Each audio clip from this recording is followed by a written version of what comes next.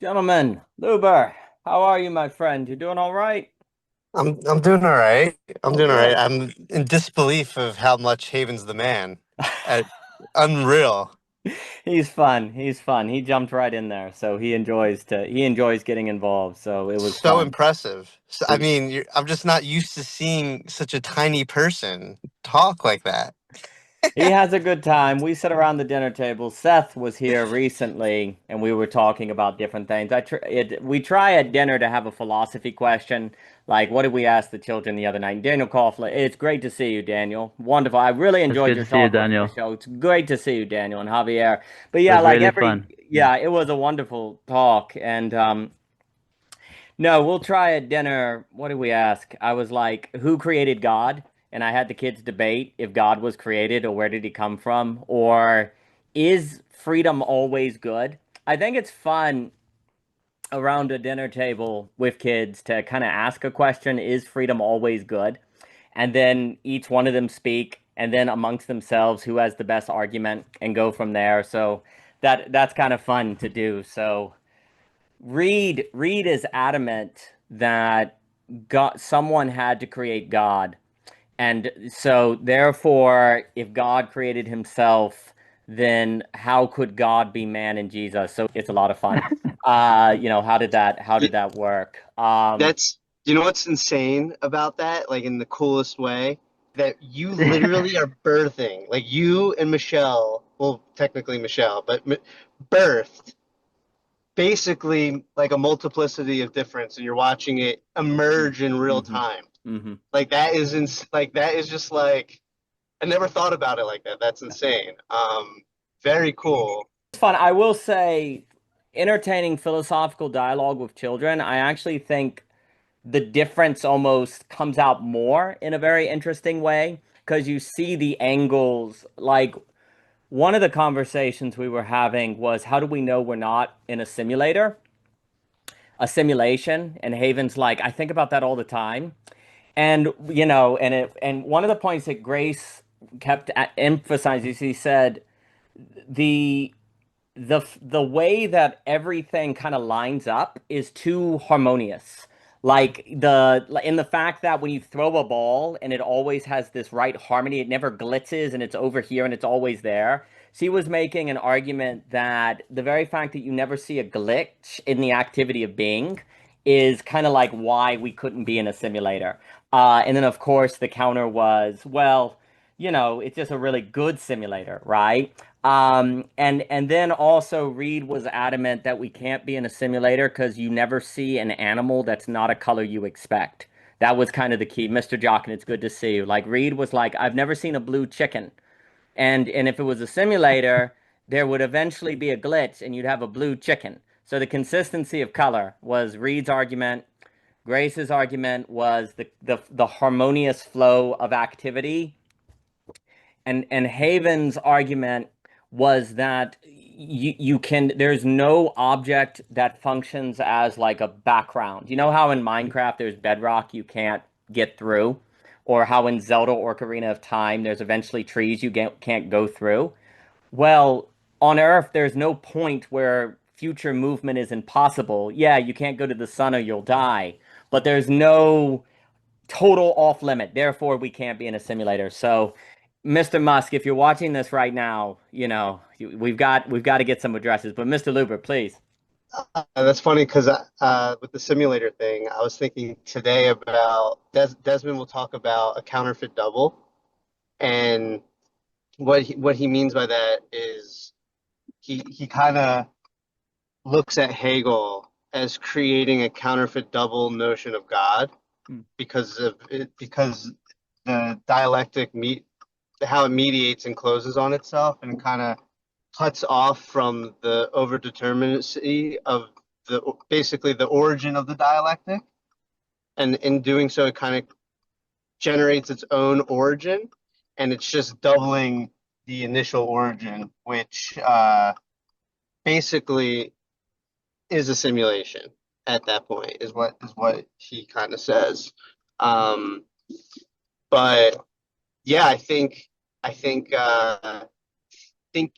thinking about thinking makes you realize whether um, you're in a simulation or not, like in your own thought. Because I think in terms of like, reality itself, you could always you could always make an abstract claim about everything. But like in terms of your own thinking being your own thinking, because if it's not your own thinking, then you're basically living in a simulation, like in your mind. Um, so I think that's like an interesting angle to like kind of approach that, eh, evergreen philosophical brain in a vat simulation, all those type of hypotheticals. But yeah, I'll pass it off. No, I'll give it to Javier and Christian. But if, it's the problem of presupposition and, is a presupposition-less philosophy possible? And in a sense, if you say no, then you could always somehow fall back on some sort of simulation model, right? It could be a simulation of some kind or incomplete in some kind. And therefore, the harmony of being, the way action all flows together is somehow not what it seems. And it's very interesting that, yeah, it falls back on this question of thinking about thinking, obviously Descartes. And then if Hegel wants to historically mediated. And Seth, wonderful to see you, sir. I appreciate you coming by. And I think that's for me also what you're getting at is why I like to talk about the intersuppositional. Because if we can't get the presuppositional, can we get suppositions from the between space? Obviously, Desmond Metaxas, in the sense of the encounter, the surprise, the coming upon. Because this is where, when you're thinking about something and then you're surprised, then you know that thing that's surprising you is not something that you created, but you have to respond to it. Like that strike of beauty, the surprise, the encounter, intersuppositional, running against something. That to me is a lot of the movement of thought now is where we have to think the intersuppositional. More to say on the origin, because then it's always like if you ever go to an origin, it's not necessarily intersuppositional. It could be a presuppositional thing. But what does it look like to make your origin the encounter or the surprise or the thing you're coming upon? Like, can we think of origin in the metaxis space versus a pre-space? But Dimitri and Sam Green, it's wonderful to see you. But let me give it to Javier Rivera. Mr. Rivera, please. Oh, this is great. I love this conversation already. You ever seen that video where the kid or the dad is like, it's like a TikTok or Instagram reel. I don't know any anymore, which is which. But the dad's like telling his kid, he's like, don't you know we live in a simulation? And the kid's like, oh yeah. And he just straight up just slaps his dad. And he's like, tell me if that's a simulation, you know? I really love that scenario. But there's a couple interesting questions because I'm still coming back from Aristotle, and he makes an interesting point between wish and choice. And I feel like the simulation problem is also very similar to this problem, where Aristotle says, you can't choose to be happy. You can only wish to be happy. Wish has to do with the end. And so there's like, but we have those memes about like just be happy. Really what they're saying is it's a conflation between you could just choose to be happy when really we only choose the means to be happy, not it's a wish to be happy. But it's interesting when you go back to the simulation theory, is that there's this question that props up. If life itself is a simulation, then what is the simulation simulating? There seems to be, because actually Aristotle makes this move on the every man wishes for what seems to be good. And if every man wishes for what seems to be good, there seems to imply that there is an object, a natural object of the wish. So when we say life is a simulation, there seems to be an implication that there is something simulating the simulation. What is the simulation simulating? What is it trying to simulate? So that's one problem. The other problem is that simulation is a word that we've borrowed from virtual, kind of like our virtual understanding, could be like games or whatever. At best, that's a metaphor, that's an analogy. So we still don't really know what that means when we decide to use that word to connotate reality, right? What does simulation mean as reality? Um, when we've only understand simulation in terms of certain conditions. The other problem with this is that if reality is just a simulation, then we conflate two words, which is why don't we just call it reality rather than simulation? Isn't it just the world the way it is, um, rather than a simulation? But yeah, that's kind of like my thoughts that propped up there. I really like what is the simulator simulating? I think that's lovely. Maybe it's simulating people trying to figure out if they're in a simulation and can they do it. Maybe that's what they're doing. It's maybe they just had some time to kill and some people like, let's just see, like it's the guys who like, can we do it? Can we make a simulation just because? Yeah, oh, we did it. Cool. What, why? Just this, just science. Someone got a grant and that's what happened. It was grant money and the government, that's the only thing you could raise money for was a simulation, and so that's what they did. But it's a hilarious question, like what is it simulating exactly? And of course, if you say, well, it's simulating reality, then you would go, why? And then it would, I guess, at the root of it be just because we wanted to see, or, is this, is there different universes with different ontological configurations? Some there is no essential lack, others there is total completeness, and maybe it's multiverses for different ontological configurations to see which one works out, or something like that. But then, of course, I think ultimately, if you kind of ultimately for me, the question of the simulation is ultimately kind of asking what is going to be the basis on which you rest your thought. Like if everything ultimately could just be a simulation, then what is the basis upon which you rest your thought? And for me, honestly, yeah, you can never have certainty you're in a simulation. That's just the old radical doubt thing. Um, so if everything presuppositional is ultimately going to fall back into a certain possible radical doubt, then you need to base it on the intersuppositional, in the between space, in the encounter, in the surprise. And I think you're getting at that when you mention this wonderful point that happiness is not something you can choose, only wish for. I think this is insanely important, and I'll give it to Christian and Michael. I think, and Daniel just had a wonderful talk with Michelle. I just finished that will be tomorrow, and something that Daniel was mentioning that we've talked about before is how one of the things that's important on these online spaces is the ability to overhear conversations and maybe like eavesdrops on conversations you're not in and maybe hear arguments that go against what you believe. But since you're not directly being confronted, it gives you a way to hear it, think through it, do it in your own time. Like today, the internet allows this very powerful listening into conversations in a manner that in the past, the likelihood of you just happening to be in the bar where David Hume and Adam Smith are talking or happen upon conversations was incredibly low. And I actually think a lot of intellectual formation, even emotional, spiritual, human formation, requires this overhearing posture. This indirect posture is incredibly valuable. It's one of the reasons why seemingly cities and public squares are a radical multiplier effect of what humans are, in social capital and different things, is because of the overhearing, the coming upon, the happenstance. I point all of these things out because these experiences are ones in which it's a wish posture. Like a thing you can only wish for is something you must come upon. You must in a way stumble upon. Because if you already knew how to do it, you wouldn't be wishing for it. You just do it. You could also make a distinction between a wish and a goal, I suppose. A goal is perhaps something you know how to get from a technical knowledge, where a wish is something that one must come upon. Well, that means the likelihood of a wish being realized is only doable in terms of increasing the probability of effective coming upon, effective surprise, effective eavesdropping, if you will.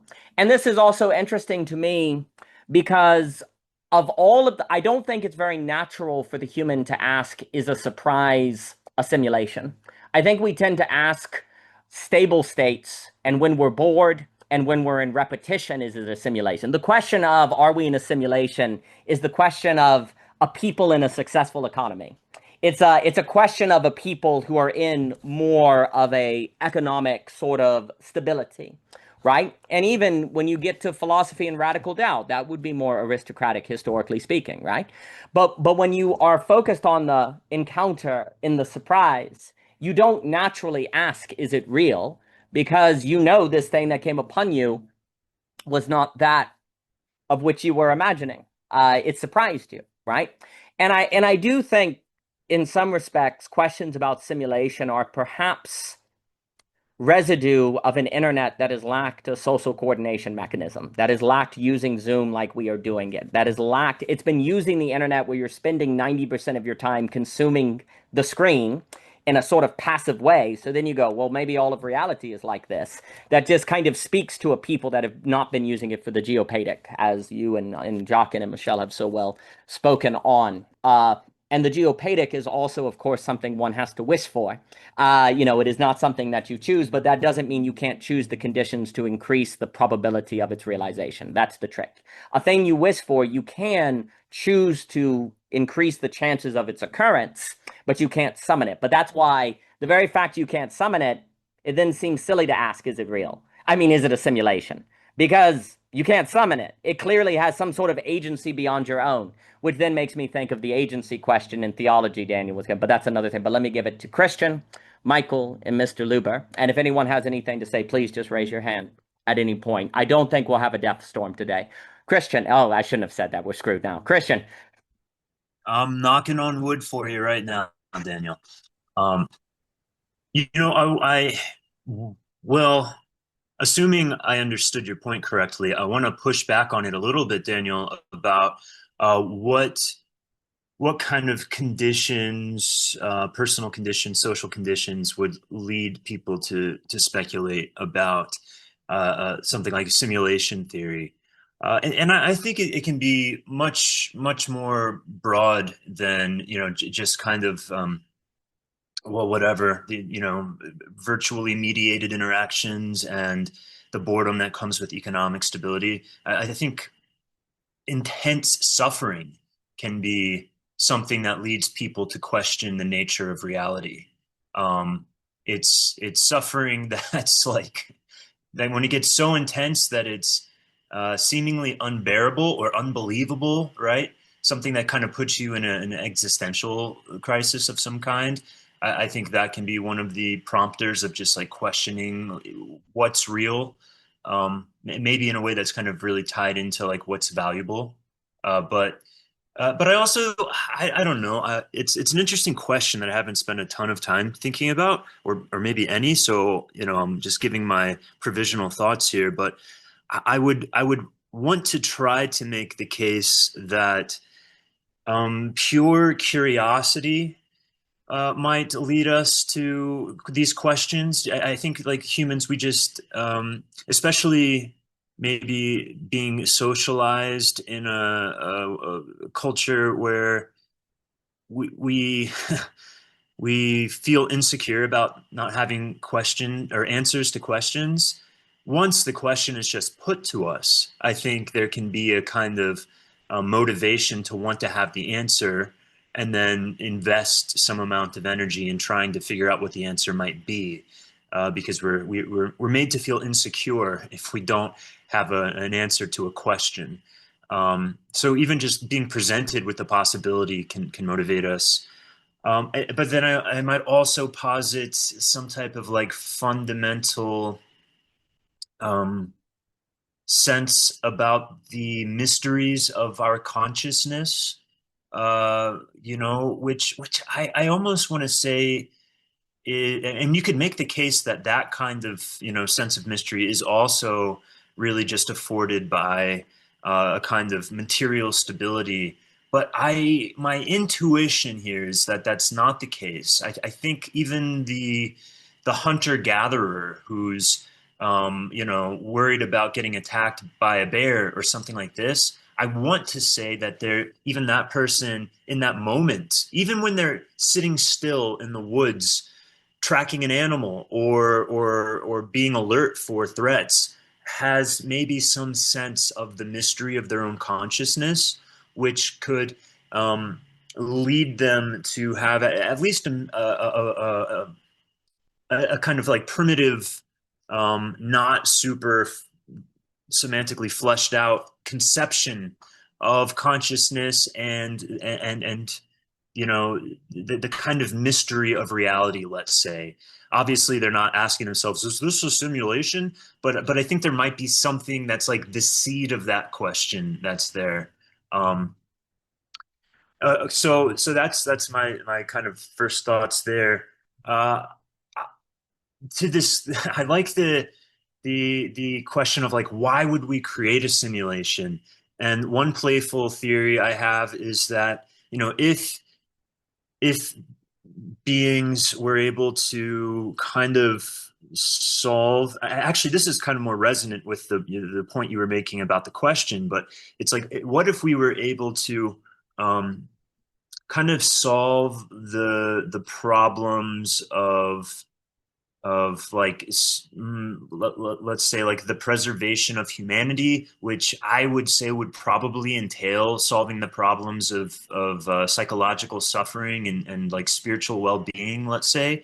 So let's say we created this kind of at least spiritual psychological utopia, right, where people are mostly we're able to overcome the problem of fear and pathology and stuff like this, and it's just this kind of whatever, not necessarily a material utopia, because you still have to contend with nature, Mother Nature, and all of her chaos and asteroids and shit like that. But at the level of like psychology and to some extent social fabric, let's say we've like really figured it out, and we are a peaceful people for the most part. Let's say, might there not be a need or a hypothetical need to one, have like a ritualistic experience of what life was like before that state, as kind of like a reminder of why it's important. I mean, I'm being very speculative and narrative here. It's just like, to me, a fun idea. But yeah, it's like we have to like remind ourselves of like why we're willing to maybe put up with the boringness and monotony of peace, so that we don't forfeit it, right? It's like, okay, well, we could, if you're starting to like get restless, here, plug in and go on this trip, and remember what it's like before we found peace. Or maybe it's just the boringness itself and really not having anything else to do. Like we've kind of stabilized society, whatever. Like you could say we've got like universal basic well-being. And what the fuck, maybe we've discovered that there's really nothing better to do with ourselves than create simulations and go on trips into the simulated worlds. So anyways, those are some speculative ideas I have about the idea of simulation. But the thing I've been thinking a lot about lately is like the ethical question of consciousness, which I think you can look at from this is life a simulation perspective, right? So let's say whatever, this is a simulation, some version of a brain in a vat or whatever, the Matrix, blah blah blah, something like that. Well, you still have the question of consciousness, right? Like, the problem just gets pushed back a layer or two layers or a million layers or infinite layers. But you still have the problem of like, how does consciousness, phenomenal experience, and materiality all relate to each other, right?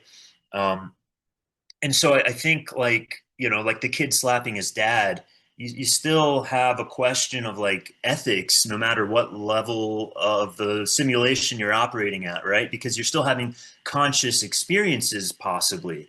And what does that mean?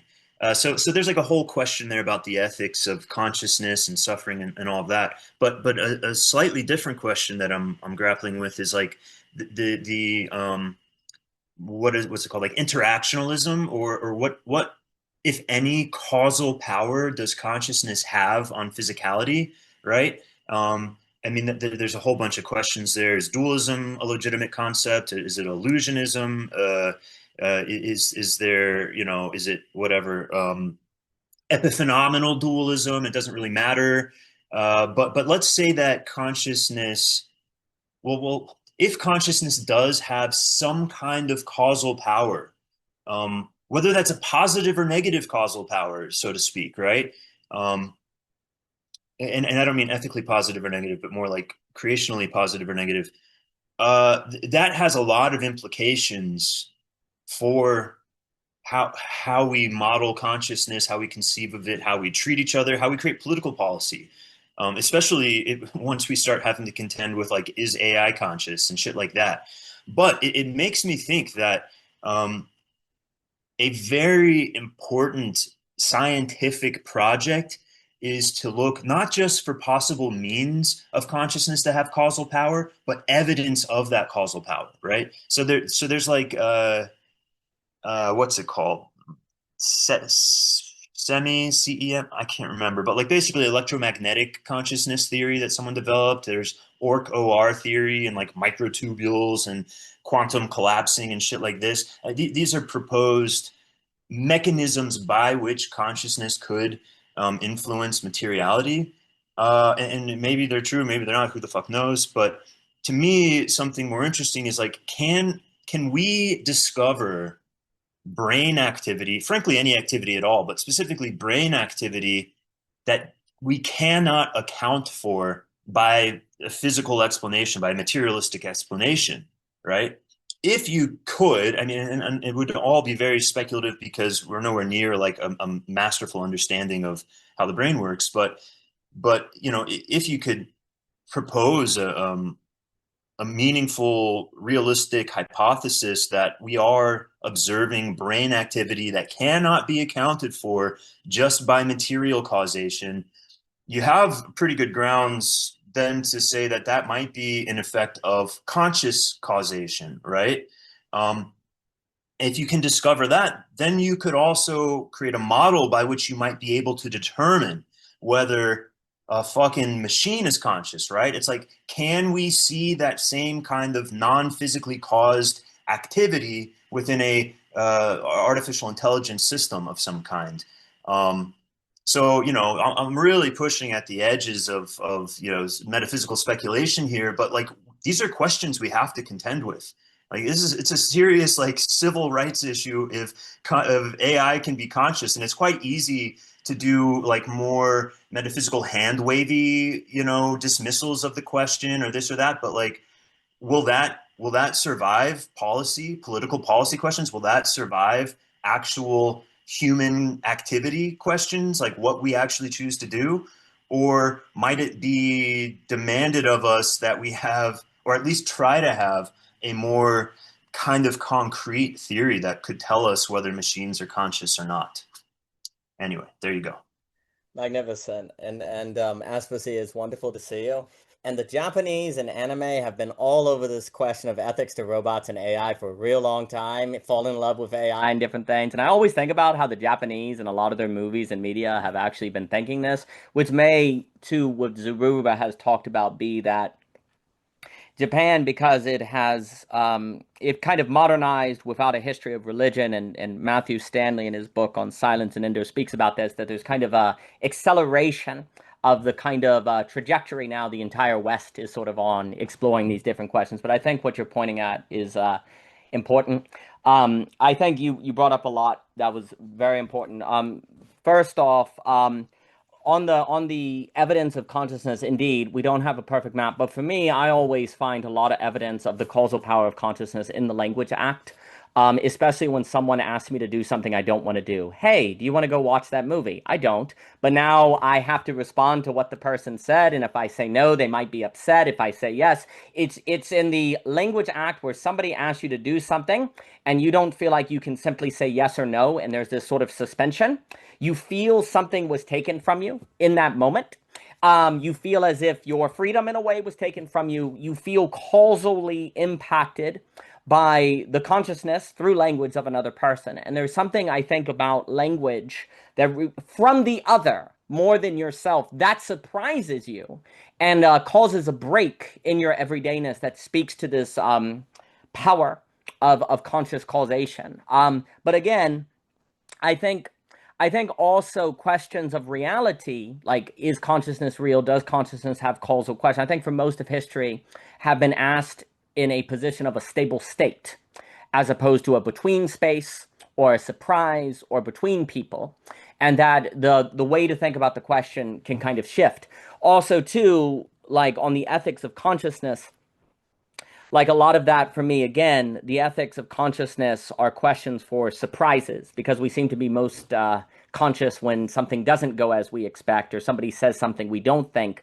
Like consciousness, and Mr. Ebert has spoken to this, and other people as well, and Marcise Blondel, we tend to be very unconscious most of our lives. We're just kind of going through routines. We're kind of going through the robotics, and then there's the surprise.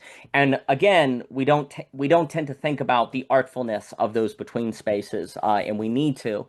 The other thing I'll say, everything you were saying on the simulation question and is exactly right. There's great evidence to suggest that humans were religious before they were agricultural, that they actually settled to create farms because they built temples, not the other way around, which would suggest that there is that ontological questions, metaphysical speculations have always been with us. To me, I should clarify, there's one of the problems with the simulation thesis is it's asking questions about the nature of reality that at the same time are kind of removing ontological stakes. Whereas if you're Ivan Karamazov and you're asking, is God, why does God let bad things happen? There's a deep sort of ontological stakes in this. Or if there's suffering, like, why would God let this happen? Well, a lot of people who are asking that believe in God. And so they're committed to the nature of this being who's allowing bad things to happen. And so the answer to this question has a really big impact on what they believe and who they are and where they go from there. And it can undermine all of reality. So there's very heavy ontological stakes. Where a lot of kind of the simulation question is almost like it's basically assuming that we as human beings are just going to create more advanced technology. It's not going to change the underlying nature of reality, and that we will retrospectively create a simulation. And so it is not one that has the same stakes. Whereas I think for me, ontological questions from suffering are really tied to we're asking these big questions because we're in it. Like this, we're part of this, right? And so for me, I guess and maybe, I certainly could be wrong with this. For me, I guess I always have thought that thought experiments have basically killed philosophy. Like in health, like these constant thought experiments that have come in and basically the trolley problem or whatever, and how philosophy has basically lost its spirit because of just perpetual thought experiments. And to me, the simulation theory is an example of another thought experiment that's kind of running in that is actually getting in the way of metaphysical investment and speculative reason, to use the Hegelian term. And that's one of the reasons why I can be critical of the simulation thesis, is because it's actually replacing ontological stakes with a thought experiment. And I think because it's subtle, but I think it makes a very, very big difference.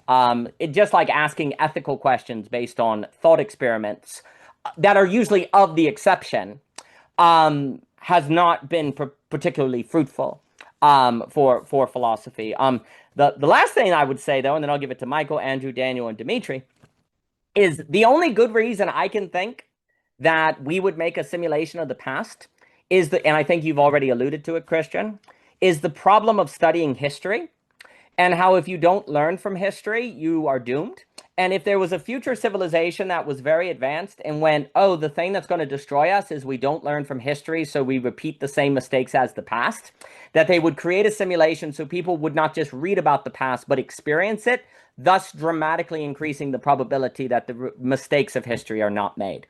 Now, the question would be asked, and maybe whatever future civilization made the simulation, they got lucky, and they know they got lucky, and they got through the Fermi barrier paradox thing, and they're like, wow, we got lucky. We got to make sure we don't have to rely on luck in the future. And so there are simulations by which people can learn history. That would be, for me, perhaps a reason. But I enjoy, like you say, the speculative. But I'll give it to Michael and then Mr. Luber, Daniel, and Dimitri and Jockin. So, Michael, please, good to have you today, sir. Good to be here. I'm on my way to the dentist, so I'll let you know if I survive that simulation. Yeah, this has been a great conversation. Really stimulating. I almost said stimulating. Um, One thing that I was thinking about earlier with like, because I haven't done a lot of reading about the simulation theory, but just like how it's posed in a lot of conversations that I've heard about it is like suggesting that, yeah, like kind of in like a matrix style where like the simulation was orchestrated and created by, I don't know, a group of a syndicate somewhere or whatever it is. And I feel like that posing of it kind of destroys the whole theory because those people have to be outside the simulation to be able to create the simulation. So that implies that there is like at least a small subset of the population that's able to, possess consciousness, that's able to enslave the rest of us in a simulation, right? And I think ultimately it's a theory that gains steam when people don't really know what to do with their nihilistic despair and their lack of agency, and they've kind of lost all hope in self-governance, and I think it's inspired by that, where it's like, okay, well, let's just lean all the way into that and say, okay, if we're in a simulation, then we can kind of wipe our hands clean from all of our pain, because it's not our fault. We're just in a simulation. We can't do anything about it. And I think ultimately it's and I think also like people who believe in God, like they talk about God's will, God's plan,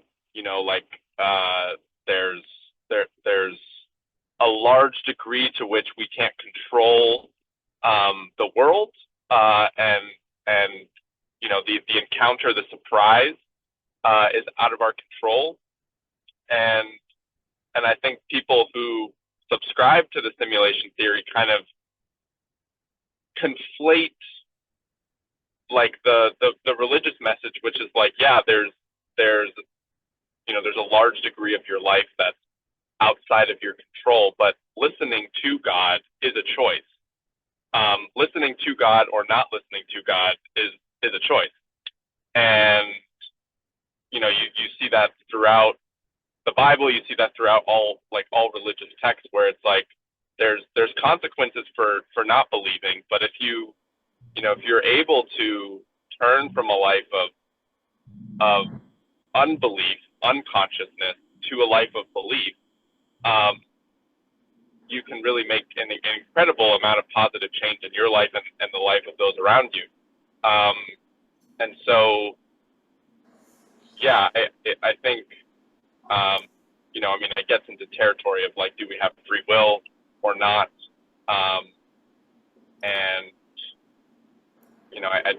I think ultimately it's kind of a theory that really doesn't hold much weight for me personally. I've just seen, I don't know, like, if you have like, how do you square someone being sober for 30 years within the simulation paradigm, like someone who like is living in a state of addiction and unconsciousness and who's able to like completely break free from that and like change their life? Like, how do you make sense of that within a paradigm that just says, well, we're essentially just asleep?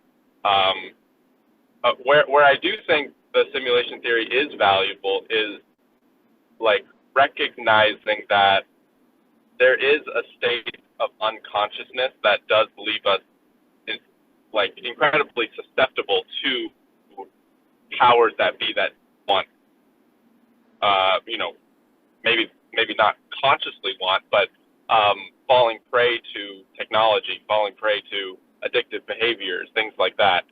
Like 15 minutes ago, I just caught myself zoning out for like 5 seconds, and I'm like, if I just took that state of consciousness and like extrapolated it over an entire lifetime, like I would be in a pretty simulated state of mind. And so I think the value it has is in recognizing that there are like levels of consciousness.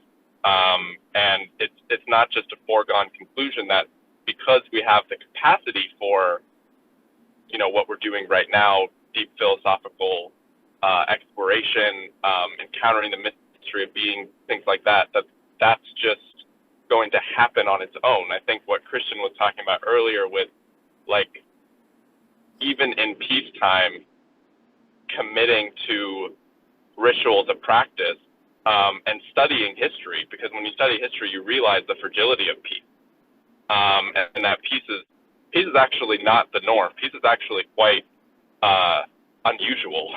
Like, times of peace are far outweighed in history by times of conflict, times of war. But yeah, I'll pass it back.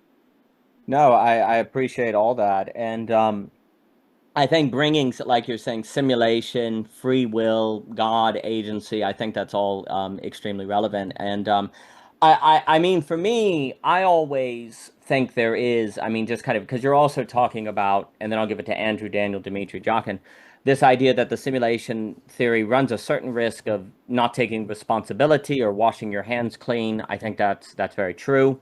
The only use for me of the simulation theory is if the children are saying they want more screen time, I'll be like, well, you're in a simulation, so you always get screen time, so deal with it. So, you know, I don't have to worry about screen time problems anymore because you're always in screen time, maybe. But you see, I think there is a bit of a danger, like if I'm being, because there's always a kind of question of what's the harm of asking about, is it actually dangerous, or is there something problematic actually about a thought experiment like a simulation theory or something? Like, is there actually something dangerous about it? Which gets to something like Vico talking about philosophy as the barbaricism of refinement that can destroy everything. You know, all of that aside, I do think one of the things that has happened, and I've already said it, is that thought experiments, I think, have contributed to people not doing philosophy or doing conversations like we're doing it, or entering into thought spaces, and therefore missing out on the development to the subject of which it can afford, because it creates this impression that philosophy is just asking these kind of, here's my point. The simulation thought experiment, I think, strikes most people as not consequential. It's like, okay, like I just remember the kids, like they're at the dinner talking about the simulation. Ultimately, it's like, well, what did Reed say? Reed was like, but if it's not real, it's kind of real, and that's neat. So it's like you were saying, like the function of the word simulation and reality become interchangeable. And so it's not consequential. And I think this can create generally the impression that philosophy is interested in not consequential things, which if ultimately philosophy is insanely consequential, as we've talked about, is if it really matters and if it really impacts the likelihood of your ability to tarry with negativity, integrate with lack, have strikes of beauty, the geopadia, have friendship, then philosophy is insanely important. In any sort of thought experiment that becomes popular, that may run the risk of creating a different impression, could be problematic. Now, at the same time, philosophy is full of, well, thought experiments, but a lot of the thought experiments, here's the difference. A lot of thought experiments like Descartes' demon or Leibniz, I could go on, are tied within a theology. And so the theology creates stakes, like you're embedded in it. Now we're talking about thought experiments that are not tied to a theology, and so they're not ontological. So I do think there's a difference there, although that does have to be parsed out. But I will stop and give it to Luber, Daniel, Dimitri, Jochen, and then Christian. Mr. Luber, please. So the first thing I kind of want to touch on is about the discovery of philosophy. Like that initial encounter being trauma.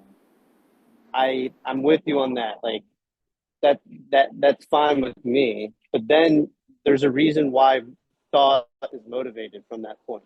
So it's like, why is this happening to me? But now you're actually thinking through it. There's something that's motivating that thinking through it that simply isn't just the trauma itself. There's something else that's paired with the trauma. You like, just to use like Desmond's terms, because I'm kind of hot on him right now, but like there's like a gift in it. So like, let's just say, like, no, it's not like a good thing per se that something bad happens to you, but that the gift is that it's like there's something that awakened your ability to motivate thought thinking itself, essentially. And then on the end of that unfolding is typically something that would juxtapose that trauma, yet is still subsumed within that initial encounter, being traumatic. So it's, I don't think it's as simple as you can never say something in a singular fashion because of time and its unfolding and how there's always something that comes out of it that's slightly different and yet still part of that initial encounter. So there's the same indifference at the end of the like unfolding of that particular thought or experience. So I kind of just wanted to touch on that point that Chris made. Also with like ethics and simulation, like when someone's manic, they can't be ethical. They can't be virtuous. Like there's a reason why they can't, and it's because I mean, crudely, it's just like their rational capacities are out the window. Their ability to like oscillate from the non-rational to the rational is out the window, and there's no logos basically. Like they can't be in tune with logos. So like it's the same thing with like the simulation. If it's not you, you're essentially just operating under something so radically other that it's like insidious, that at that point there is no ethics from your first person point of view. Like there's no way to be ethical in a simulation if it's indeed like something totally other, and that otherness is literally not allowing difference basically to emerge out of itself. So like, in other words, if there's like some god and this god is literally controlling every possible thing in the sense that it's nothing different than itself, then you're basically, it's very hard to just say that there's ethics, I would say. Now, if it's a god that allows difference from itself, which is still, if it still has that initial sameness that's always subsumed under how it's unfolding in difference, basically, then there's that same indifference portionality that's there's a ratio there that's existing simultaneously. Then there's an ethics. Then you could say there's an ethics. But like simulation to me implies that that you're able to like Rick and Morty. The show has touched on this so much. Like this is like the most like my philosophy 101 class. Like this was like the biggest topic basically. Like the whole point of a simulation is like you're able to look at its end. Like yeah, exactly. Leave it to Rick and Morty. So like there's this video game, this arcade where they're like totally playing a life of someone and they forget that they were in a simulation, and then they die and they like snap out of it, and he's like, oh my god, I just lived the whole life, blah blah blah blah blah. Like the whole point that they're able to say it's a simulation is because they were able to look at the end of it. Like there's no way that we can do that from our perspective. Like that, it's like a non-starter. So it's like there's no way. Basically, the problem with the simulation idea, thought experiment, is that it's mimicking the unfolding of life itself, but it's not recognizing that the difference of life itself being that for it to be a simulation, it has to look at the end of the simulation. Like basically in Heidegger's terms, it's like you would have to be able to be unworlded. Like the idea of there not always being a world, and then you being able to notice how it's unworlded is completely outside like the scope of Daseins ability, essentially, or just like its capacities rather. And like, I mean, that has huge consequences. Like what I just said, like you could write an entire like book about why that's not the case with being in time. But like, yeah, I just kind of wanted to say that stuff because I'm with you on the thought experiment. Like I used to think they were dumb as fuck in school. I was like, what the fuck am I doing right now? Like I used to think I want to think of my own thought experiment. What? Like why do I have to, you know, talk about someone else's like thought experiment? It's like I'm just trapped in their matrix by doing that. It's bullshit. But I'll just say, for me personally, the better way of thinking about it is like, and this ties into like the whole consciousness thing. I actually have been thinking a lot about like a litmus test for consciousness, and it's the same way. It's sorry, hold on one second. Are you being attacked by your dog? He's being attacked by his dog. Oh no. Oh no. Did you come upon some food? Did No, you come upon an I'm egg good. sandwich? Oh, don't die. Oh gosh, An Luber. egg sandwich. Ah, you're funny as shit. Oh my god. Yes, I hate egg sandwiches. They taste horrible. Okay, so like, how do you make a story? And it's not by tapping into some like pre-programmed thing. Like it's the same thing with consciousness. It's like people will talk about consciousness in terms of basically some type of narrative, some type of pattern that recognizes its own pattern, basically. And like that isn't what you like, that isn't accurate at all. Like that to me isn't the actual way to look at consciousness because that isn't what you do when you do the creative act. Like when you do the creative act, you're not thinking, okay, I'm I am making a story. I have to think about the pattern of story and just abide by that pattern of story for it to be a story. It's like you're tarrying with basically existential tension that you've already been pairing with going into the act of storytelling. And you working with that tension just is when you discover a story. You don't create it because you're constantly surprised by the tarrying of the basically um, the relationship between trauma and gift, the relationship between love and hate, the relationship between difference. Essentially, you're already tarrying with it within your own psyche, and like that is how you tell when something is conscious by basically the ability to tarry with. And I know I'm using like poetic terms, so like to get more specific, it's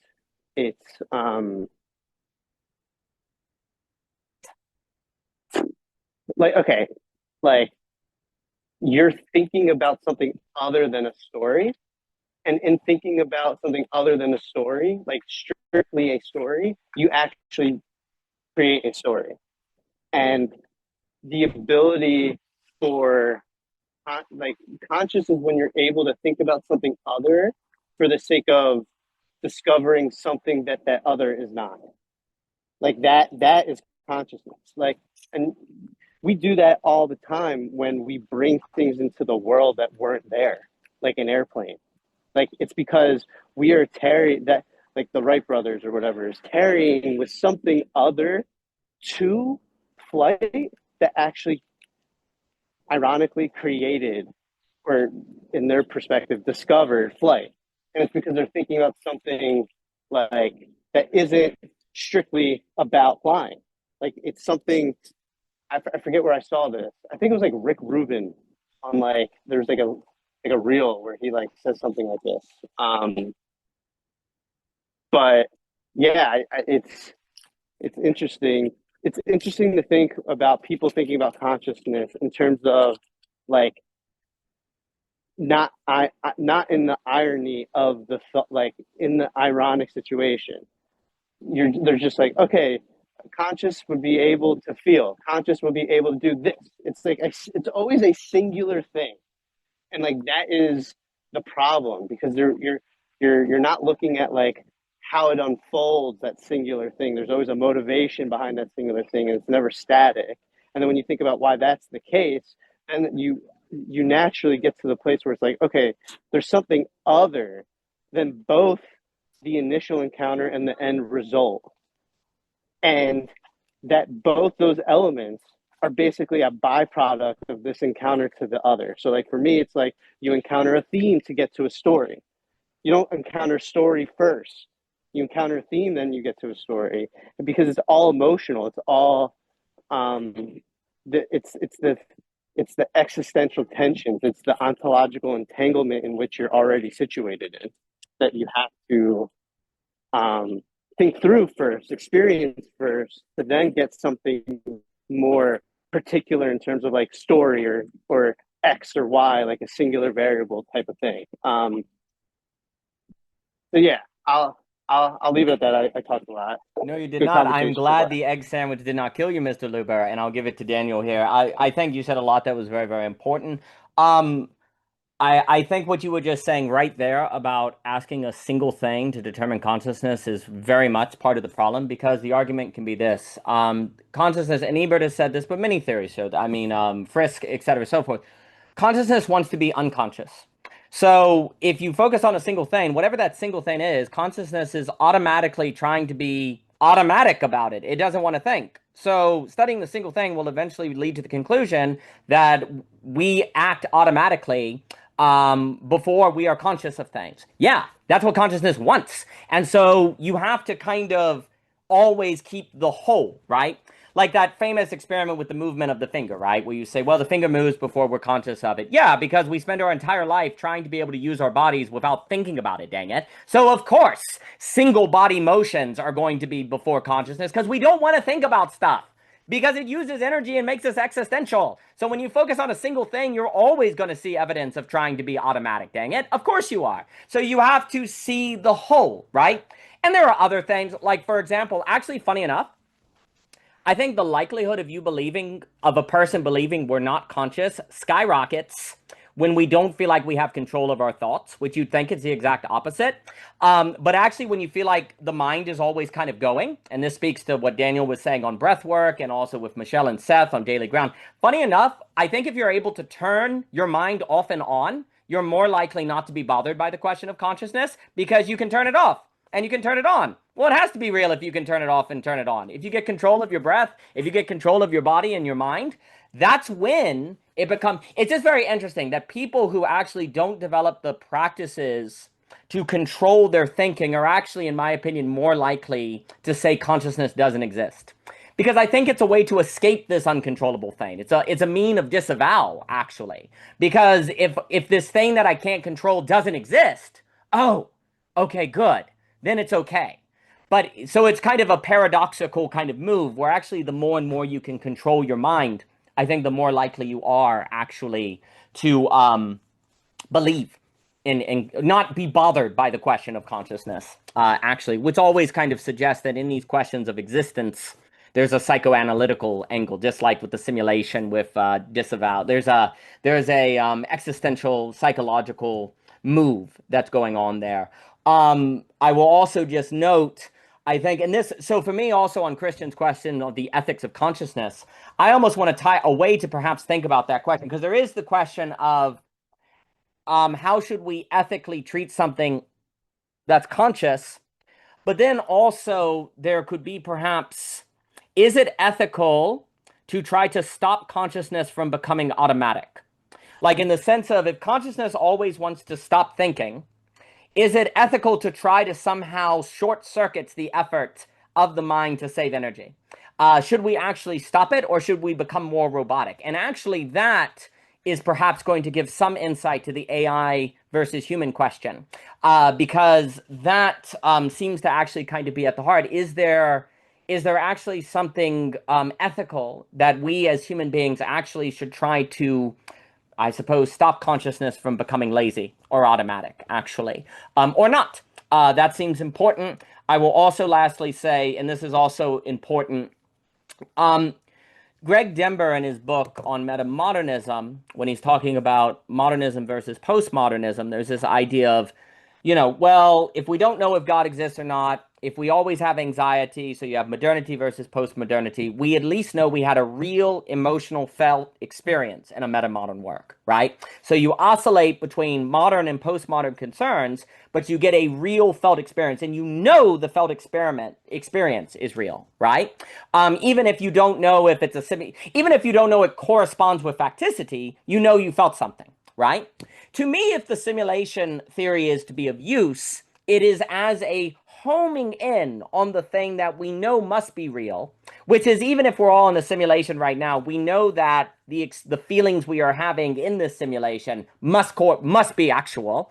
And if you say, well, those are simulated as well, well, the experience of the things that are simulated as well are real to us. And so then at that point, it becomes an eternal chain. And then basically the line between simulation and reality goes out the door, right?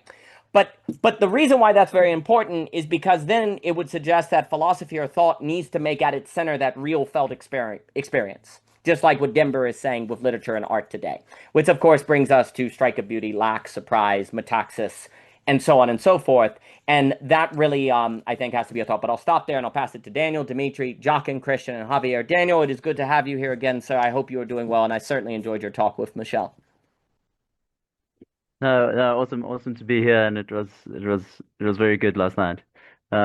We could have gone for so much longer, so I hope to converse again. Um, I wanted to kind of resurrect or return to what I was taking as an origin of this thread, which was you, Daniel, provoking your children into thoughts over the dinner table with your questions about is freedom good, and I'll just list a few that I think have been productive, like asking a child, does time take time, or if they could find you two sticks that are equal in length. This is a platonic example, like find me two equal sticks. It's a good thing to keep a child occupied if you can sustain that interest. Um, so I'm seeing the simulation thinking as provocations within that space. Um, and I do share this kind of suspicion and a fatigue almost in terms of thought experiment. And I think it's justified. I have a few friends who had minimal contact with philosophy, and they uh, feel betrayed by that contact. Like in terms of their capacity to operate in the world and in the market and get a job and etc. So this contact with philosophy has, though something struck them, they essentially a few years down the line feel betrayed by having been taught that.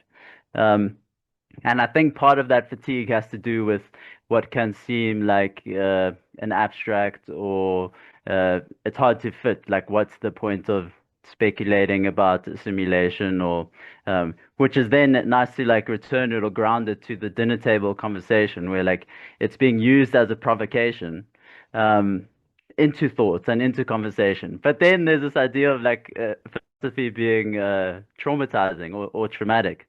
I think a key thing here is to then really think philosophy by means of the philosopher. So like a Rick and Morty is not it's got the content, but it isn't a living being who can respond to you and who can provoke you with a question, but then nurse that process of a back and forth, like nurse your confusion or field a question that you have. And I think like the philosophy that starts in this traumatic moment or the awful moment or the awe-inspiring moment that isn't contained by someone who's philosophical in their disposition it probably is dangerous. It can be damaging. I'm thinking about the in the Republic, like when the philosophers in training when they're being raised up and introduced to dialectic. Socrates says something about like these young ones who are introduced to dialectic, it's good, but we must restrain them and put them into public service for a while so they can get some life experience. Otherwise, they're just going to go around tearing everybody apart with their arguments, or just the enjoyment of the dialectical movement of opposing people and and picking apart the ideas that are proposed. And I mean, I really relate to this, and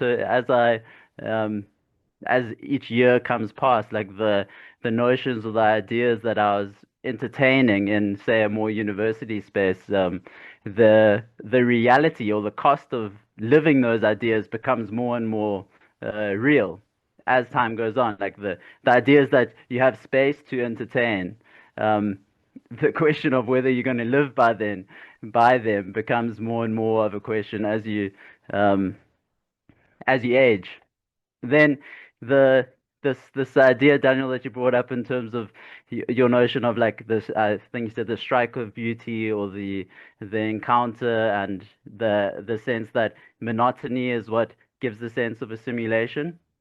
Just to provide the opposite, like sometimes the sense of the encounter can give you a sense of a simulation. Like you have this private desire, or a private desire, and you go out into the world, and somehow a situation manifests that speaks directly to that privately held notion, and it gives you the sense of something working behind the scenes, which it's a way for us to put off the power of our desire, actually, that we can manifest situations like that. And sometimes it's the fact that we can that gives us the sense that we operating in something that has a behind layer, this matrix-like notion. And I think the last point, second last, this the last one first, this idea of this ethical injunction to resist becoming unconscious, I think, or resisting automaticity. There's something interesting here in terms of like a reclamation of automaticity so that it can become automatic again. So like there needs to be almost this like reclaiming, but then putting the automaticity into service. Like I think of Layman Pascal quite a bit in his work in this regard. It's like this acknowledging a lot of what we do is operating at a subconscious level, and this might be our behavioral investment in the market, and then in the movement of capital, and etc. But then there's also this way in which, by a conscious practice, we can begin to co-opt or collaborate, at least, with those unconscious, subconscious dimensions, so that they become a part of our basic direction or movement. They serve us in their automaticity, and then it's like this. It's like a positivization of what Zizek speaks about, like the prayer wheel or the laugh can on the TV. It's like, is there a function, or is there a capacity that we have to I don't know what the right word is, like usurp or bring into our own momentum those kinds of dynamics, and that's where that like interface with the unconscious, there's some kind of process of reclamation so that it can be given back to an unconscious process. Seems to be what that's about. And then just the last thing, Dimitri put ritual there in the comment.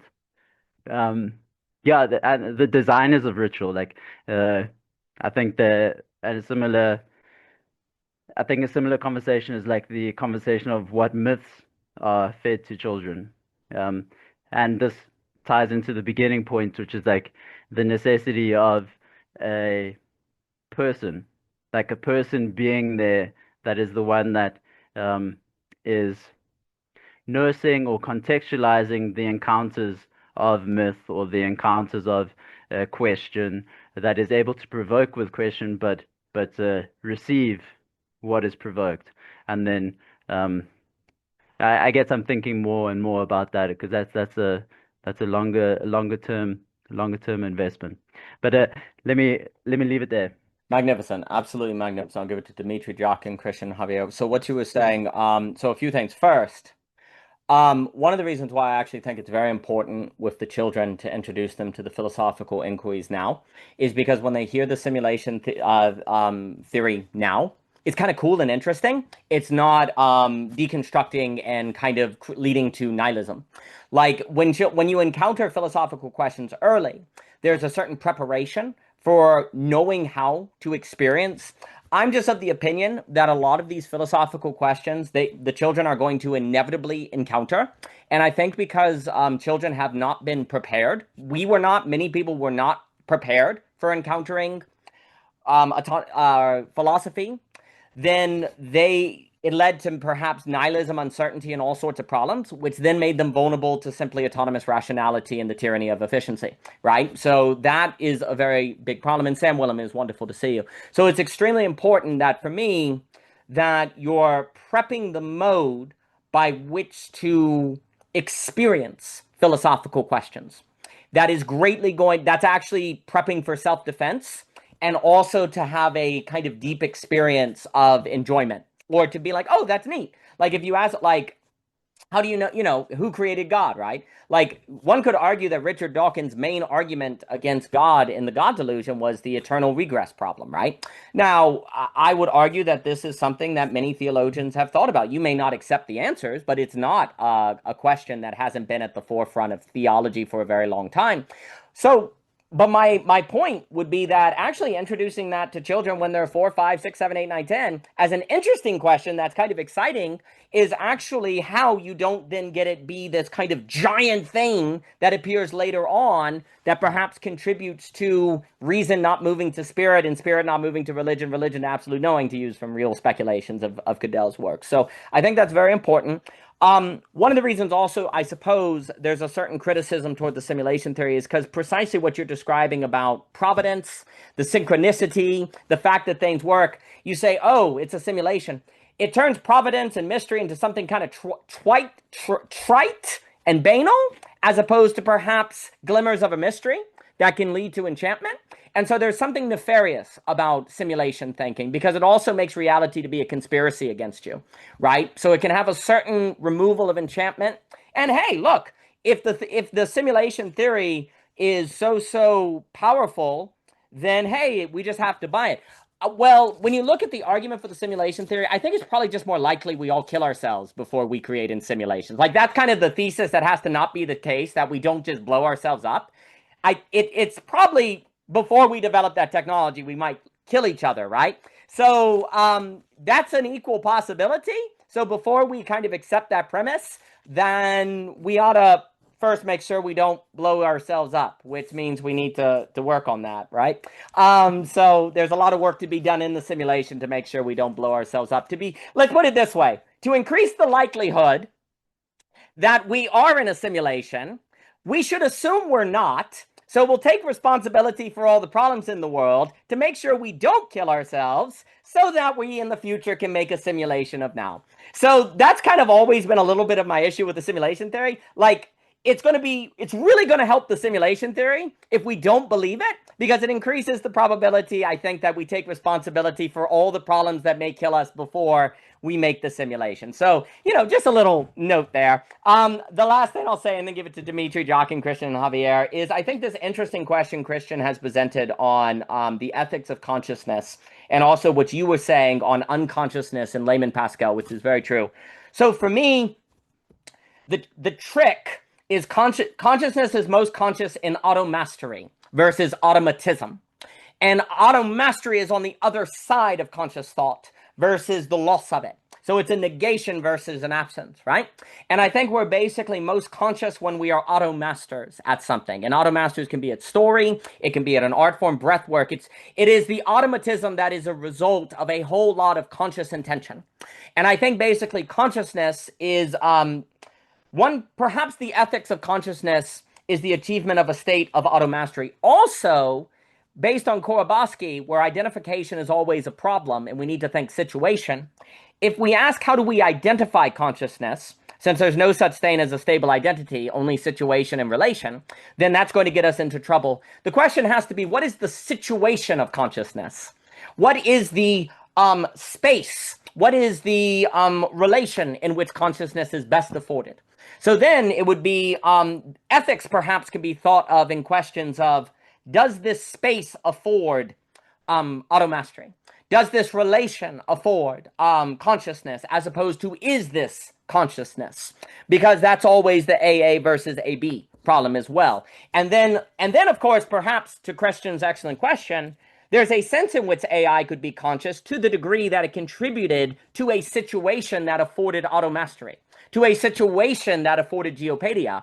And then consciousness is an overall effect that emerges with and between people, and the ethical would be that of which contributes to that situation versus not. More would have to be expanded on it, but I tend to move in ethical considerations to situation, design, and space versus identification, because I'm so drunk on mind for so many years on Mr. Korbaski. I will stop and give it to Dimitri, Jochen, Christian, and Javier. Dimitri, thank you for being here on this fine day, sir.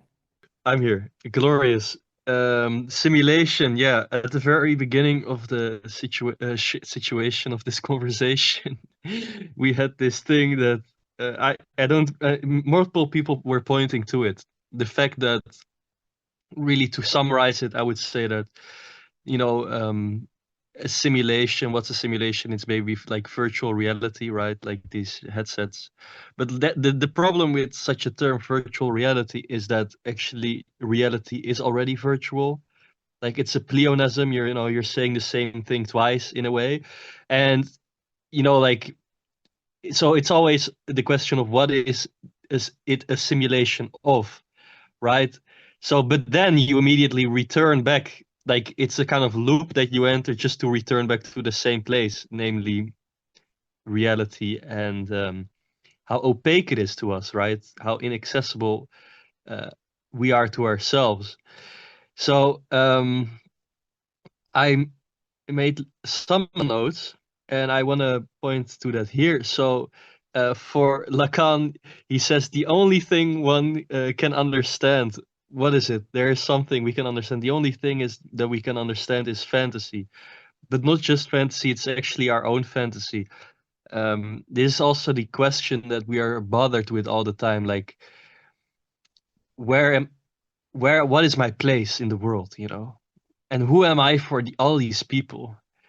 Because if I know some things about that, perhaps I'll get to know who I am, and I'll get to understand finally. And this is basically the agony of desire. The agony of desire that finds itself in other nonsense, but therefore it wants to go to some type of sense. It wants to be able to clench onto something, right? So that it can finally understand how it is located in its fantasy, because that's what it ultimately comes down to, right? And then there's this primacy of the other, right? Because it's not my fantasy, it's not your fantasy, it's the fantasy of the other. So yeah, so okay, but psychoanalysis is not about understanding. It kind of takes the piss out of understanding. It's like, oh, you think your like incomprehensible perceptions is going to lead to some type of understanding. And Freud, he was very arrogant, right? There's multiple examples of his arrogance. It's really funny. I will mention two. One of them is just for shits and giggles. The other one is actually relevant to what I want to say. So there was at one point, I believe it was in some kind of summer house, and then he was writing a letter to his friends like, oh, imagine if in 100 years at this house there would be a stone, and this stone would say, here Sigmund Freud wrote the interpretation of dreams. And the funny thing is, there's actually a stone right there now, so people actualized that. But yeah, I mean, the whole, like, at the same time, Freud was also skeptical of this whole idea of I'm going to eternalize myself into my philosophical legacy, right? But I mean, can we really help ourselves? Like, we are men, if we are, and we are neurotics and stuff like this, and eternity is kind of, yeah, I mean, it haunts us. It's hard to just assert finitude, and it's also fake, honestly. But okay, so the other example I want to give is that it's Freud situating himself, talking about automastery, by the way, like Freud situating himself in the constellation of world history. So he says that there have been a few big blows to mankind, right? There was I think it was like Copernicus who was like, yeah, it's not heliocentric, it's heliocentric, right? Like it's the sun that's at the middle. It's not us, it's not the earth, it's not about us, guys. So then next one, Freud mentions, there's Darwin. You know, we're not at the top of some hierarchy that, you know, we at the humans are like the zenith of creation. No, we're like one among the other animals. We are an animal, right? And then Freud says yes, and now what basically my and the third blow to mankind is that I basically have proven that the ego is not the master in his own house, right? Like we will never be the masters of our own subjective position in the symbolic universe. We'll forever be opaque to ourselves and will forever be attached, but also separated and alienated from the other, who is there to install fantasies for us to keep desiring, right? Because fantasies are not it's not that you desire towards a fantasy, but fantasy drives your desire. That's how psychoanalysis understands it. So like it's funny, right? Because automastery in this context is like Freud. What is it like? Is Freud saying there is no automastery, or is it something else? You know, is it something else? And here I think the distinction between understanding and knowledge becomes very relevant. That's also present in Hegel, but also in Lacan. So psychoanalysis, okay, I said previously it takes the piss out of understanding. That's partly true, but that's not the whole truth.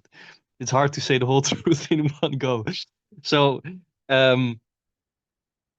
psychoanalysis is like the analyst is the addressee of understanding, right? The analysant is trying to understand himself, trying to understand how he fits into his own fantasy, and then the analyst is there as an empty point to which the question is addressed, not because they will actually answer it, but they will keep the frustration in place, right? But if you keep the frustration in place, what actually happens, according basically to Lacan, is that you can actually attain a type of knowledge, a type of, I mean, for Hegel, this would be absolute knowledge. It wouldn't be understanding. It wouldn't be about like you understanding your place in your fantasies. And so what is that knowledge really about? Well, this knowledge is not it's not a type of gnosis. It's not a type of mystical silence with which we get in tune with. Like it's not that the universe becomes meaningful. It's really the process of unraveling yourself and basically it's basically diluting yourself by the very process of the like how ridiculous your own speech is. Right, like this whole idea that, you know, I'm speaking nonsensically right now and it's almost as if I'm going towards sense, but no, it's like all there is just this very movement of like being stuck between nonsense and sense. Because if that's all that's left over, like making sense of things is understanding fantasy, and that's like that's like understanding you know what I mean. If to have a good example, like take sexual fantasies, right? Like understanding is on the level of masturbation. Like that's something that you can understand. It's like, what are the masturbatory fantasies that drive you in your sexual life? That you can understand that. Not because it's deep, It's like totally superficial, but the superficiality of all these weird little pathologies that we are with, they have to be spoken, not because they're actually meaningful, but because their meaninglessness has to be unraveled by being spoken, right? And that's what you get there is basically anxiety. The anxiety of facing what Mladen Delar calls real silence. So it's not imaginary silence that you get in tune with. It's not being able to get in tune with that, with like, okay, now I am at peace with myself. Psychoanalysis is not about edification. It's not about comfort or relaxation. It's about facing up to something which is impossible to face up to, namely the fact that the fact that we are opaque to ourselves. We pacify being opaque to ourselves with fantasy, with desire. But there is a ways in which we get to speak and converse that actually bring us to real silence, you know. And psychoanalysis can or aims to hold that real silence. And this is like the basically also the coincidence of freedom and non-freedom, right? Like in psychoanalysis, you're meant to speak freely, like the most irrelevant things you should say. But at a point, hopefully you're tired of speaking. I know how the internet works, guys. I know people are doing 24-hour live streams. I think Lacan would have a lot to say about this. Another nice categorical distinction Lacan makes is between empty speech and full speech. So empty speech is basically speech that's just blibber blabber AI slop speech. Like it's just like prompting an AI, you know, it can always answer, and you're like, yeah, it's like it doesn't mean anything. That's like the 24-hour live streams, you know. It's like, yeah, it's just a voice and nothing more. Like it just keeps going on, but I'm not actually getting anything from it. But then full speech is like we can never do full speech for 24-hour live streams. Like maybe an hour or two, but then the session ends, right? Like or maybe after 10 minutes we're already like, fuck, like, oh, I said too much. I intended to say one thing and I didn't know that I also had this other thing that I really didn't want to say, but now I said it and it's out there and I can't ignore it anymore. Like that's real silence. That's a type of real silence that's the truth of the voice, you know. And 24-hour live streams all obfuscate that shit. Now, okay, so in the écrit, okay, to bring it back to the whole simulation thing, in the écrit, Lacan says that, yeah, we can ask the question, is the neurotic deceived? Or is he not deceived? You know, and how is he deceived? The stupid neurotic, or maybe the hysteric, or the pervert, or the psychotic, like they're all so deceived, caught up in their own fantasies, right? But he's like, no, but that's not really the interesting question, guys. He says, so it's not really about, okay, are we in a simulation or not? What Lacan says is, what's more interesting is to ask, how does the neurotic deceive? Like, how does the neurotic deceive us? How does the pervert deceive us? Like, what is there in our speech that deceives the other, right? Not like, are we deceived or not deceived? That's like, okay, that doesn't really matter. That's secondary. That's like talking on the level of fantasy. But asking how is speech already deceiving? That's the question of what type of simulations are being created. And I don't want to call out names, but recently in these extended networks, a lot of crazy things came up to the surface. Things that were like on the level of creating your own simulation to the extent that the simulation becomes so much the ground that it's indistinguishable from reality. I'm talking about like, you know, like commenting, like making anonymous YouTube accounts and to comment on your own video. Like people do this shit. Like it's not just 14-year-olds who do this with their Minecraft videos because they're sad that it just has 10 views and only their mom likes it. which is, I get that thought. Maybe I would have done such a thing too. I didn't. I did create Minecraft videos when I was super young, but I didn't do this. But I was like, yeah, I'm definitely gonna like my own thing.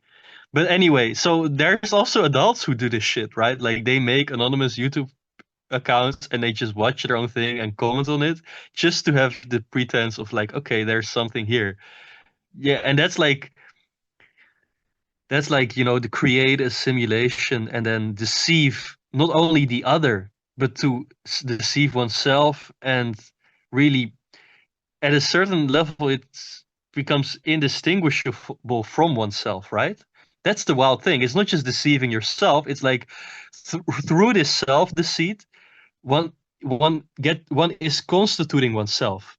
So it's not like there is a real self and then you are deceiving and then just remove the deceit and then the real authentic core comes out. No, it's like it's way worse than that. It's way worse. And like I mean, I don't want to throw shade in the sense like that. I mean, this is a great example of what this dude has been doing also in way worse things, deceiving so much people for way too long. It's really horrible. But I mean, I'm not excluding myself. Like I'm deceiving myself all the time, constantly, right? But then the horror of like facing the fact that you're doing this is indeed that there's like nothing left. And recently I was watching this series and there was this guy who is basically like very unhappy with his life, very poor, no money. And then basically he has lots of bad luck. Everything gets destroyed. His whole place gets raided by random gangsters or something. And then he just holds on to his guitar because it's his last precious object, right? Like you can do anything, but just let me sit in the corner and guard this guitar because this is my object. This is my object. I retain a sense of self-consistency if I can just hold on to this one thing. We all can probably relate to this one thing that we just will not lose. But so psychoanalysis is really the moment about, and that it happened like just a bit later. He was like, oh damn, now actually I'm holding onto this guitar, everything has been destroyed, let's fuck it. And then he was like, he destroyed his own guitar. He was like, I lost everything, might as well just go all the way. And this is really psychoanalysis. It's like you go from the object that causes your desire, like a fundamental fantasy, to also like self-sabotaging this last one thing that you can hold on to clear the slate. And what you are left with is not overcoming split subjectivity, not accepting split subjectivity, because there's no such thing as accepting. Maybe depression is that. Depression is accepting split subjectivity. It's like, yeah, everything is hopeless. That's one stance you can take, but no, there's no such thing of accepting split subjectivity. It's like you can destroy your own guitar. You can do that. And there's a new basis from which you can work, right? Like to make that step of like losing everything but this one thing to like losing everything wholly, and really, yeah, freeing yourself from what you are caught up in. That's the moving from desire to drive, so to say. Outstanding. And I'll give it to Jock and Christian and Rivera. And it's interesting what you're saying there. It's very interesting because like a part of the problem of self-deception is not going all the way per se, right? Like getting to the place where you have to face the self-deception. And perhaps we can associate religious idolatry with perhaps the unwillingness to destroy the guitar. Right. And perhaps like when everything falls apart except the guitar in a theological account, there are stories of this. It's actually to bring into focus an idolatry that actually, if you destroy, it's interesting how that then opens up. That opens up things to a kind of that complete, abyss. Actually, then can be, well, in a theological sense, could be an apophatic opening, possibly. But it's interesting how not going all the way can be very problematic, right? And it's also interesting too to think that the question of self-deception, are you deceived, neurotic, psychosis, etc., is not really useful, but actually the question of what is the fantasy being created? What is the simulation being created? Then why is that being created? You can almost do a phenomenological move, which in phenomenology, it's not merely the question of experience, but if I see the color red, what are the conditions of reality so that I can experience red? Right? You're not really just asking, is that red or not? You're asking, what must reality be like in order to have experiences of color? Likewise, instead of asking, is that person deceived or not? It would be the questions of what are the conditions of possibility and reality by which self-deception is even possible?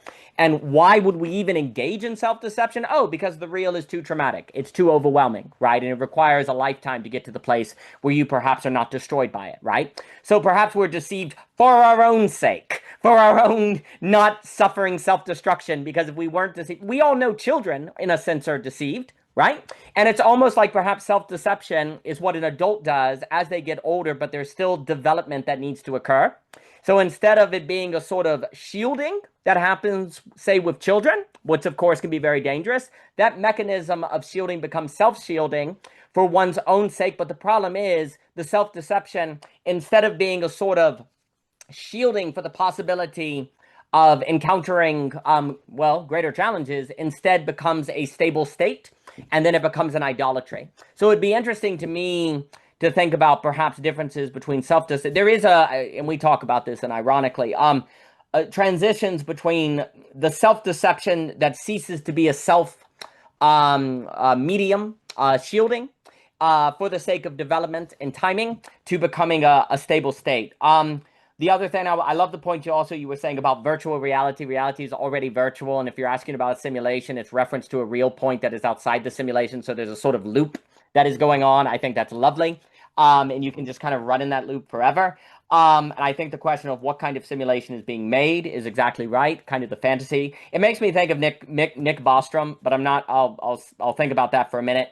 The question you were also asking about automastery, I'll just say this because I think it's a really big question. There's a question of, is it possible to have automastery of anxiety? Can you have automastery of anxiety? Well, by definition, it would be no, right? Because it wouldn't be anxiety if you had automastery of it, right? And yet, there seems to be some relationship between anxiety and automastery.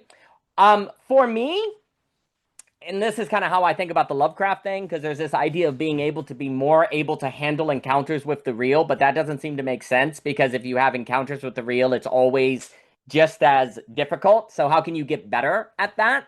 There's a way in which I kind of think about, instead of it being automastery of anxiety, it is almost as if there is automastery of everything but anxiety.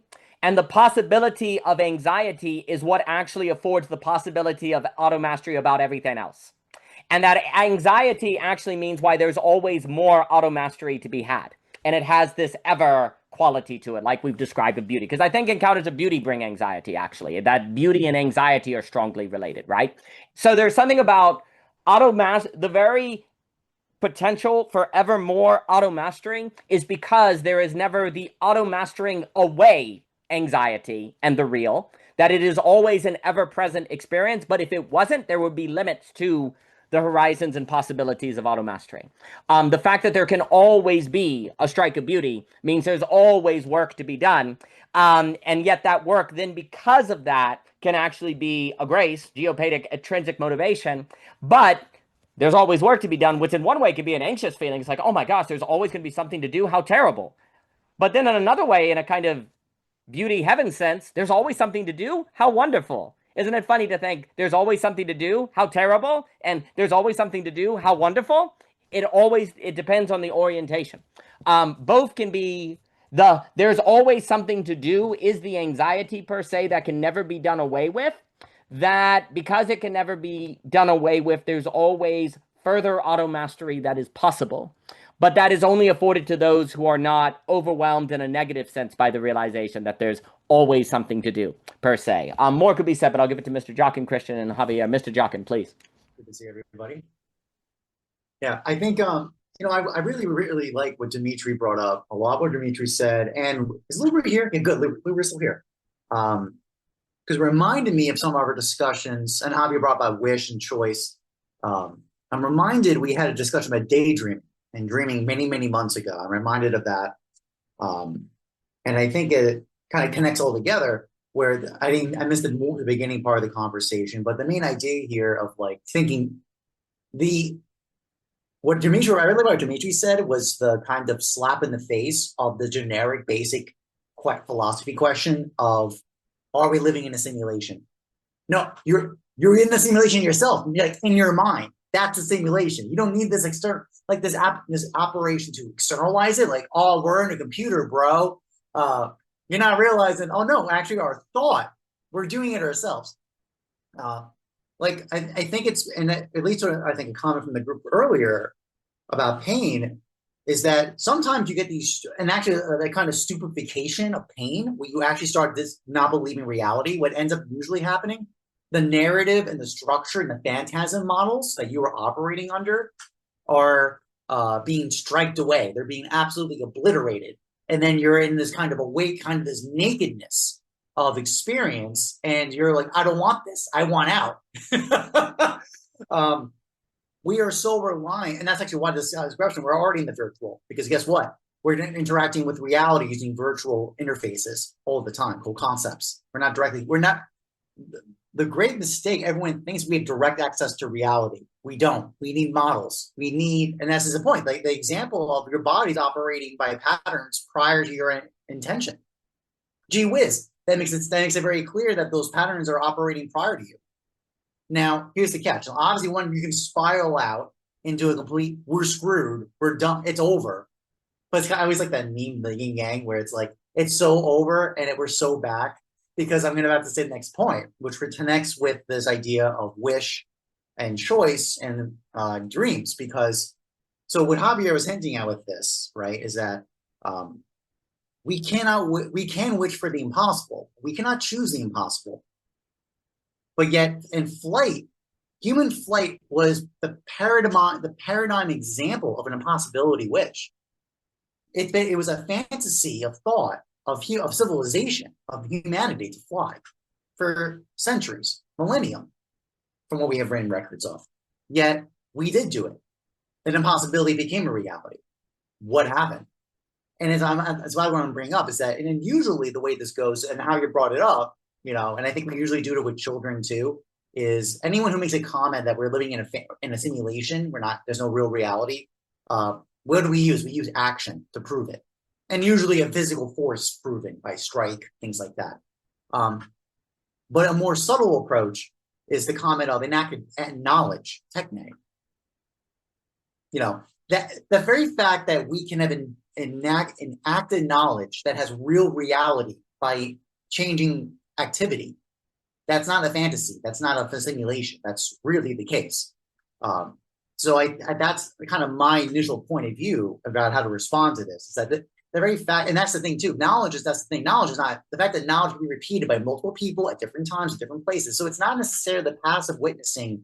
And Daniel, the children's example, they're very fun and delightful, right? I don't see a blue chicken, right? So because normally you can critique that by saying, well, that's just a repetition of time. That you're witnessing it, so maybe up till now you haven't seen a blue chicken, but you go in the future.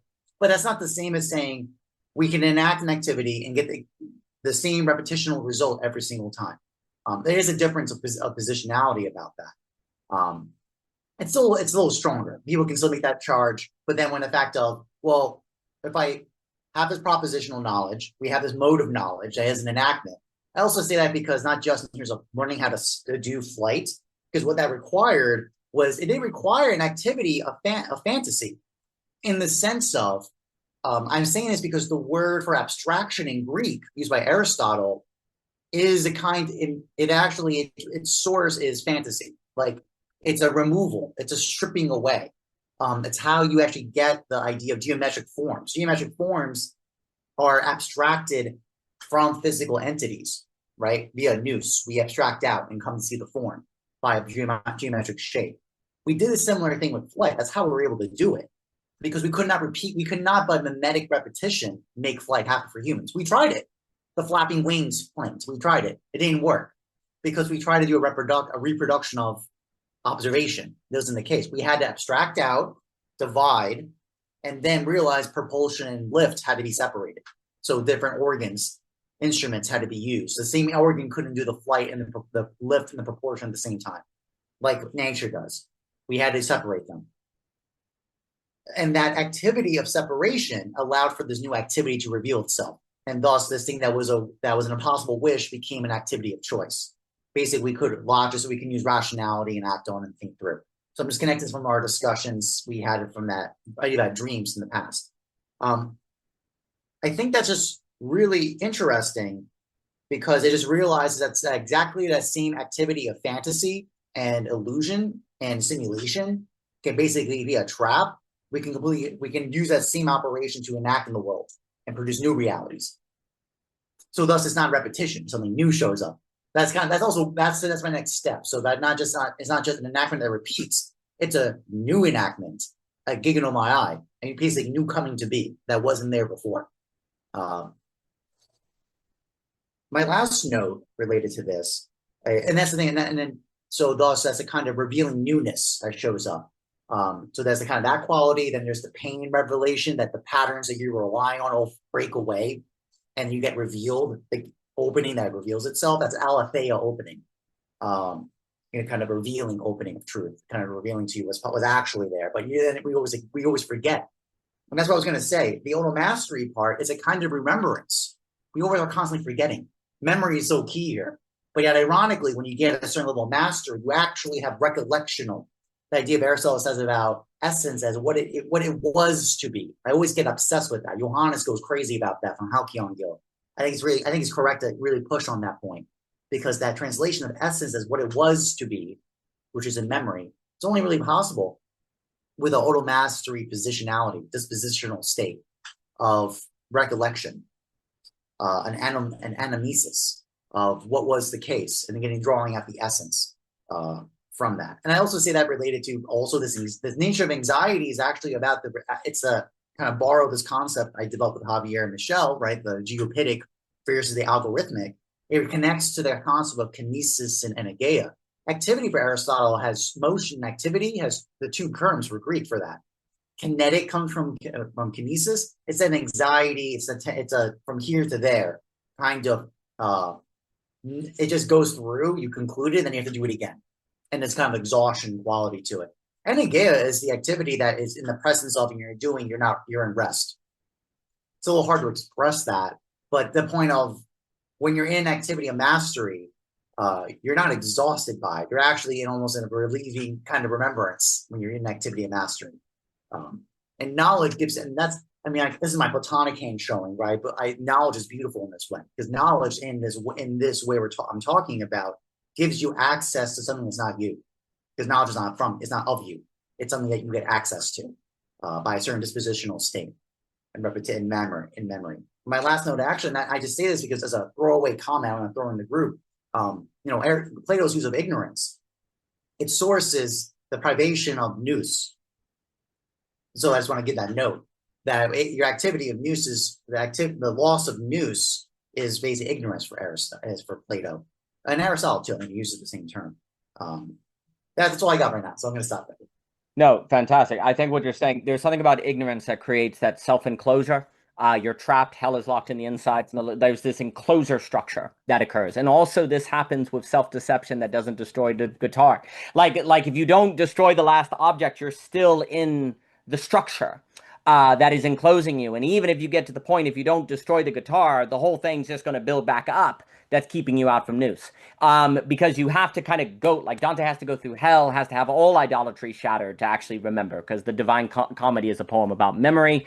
You have to get to the root, actually. Otherwise, the enclosure is coming back of some kind. Because ignorance, the key to ignorance for me is in the phenomenology of true ignorance, there's where you know something, that's knowing, quote unquote. You know you don't know something.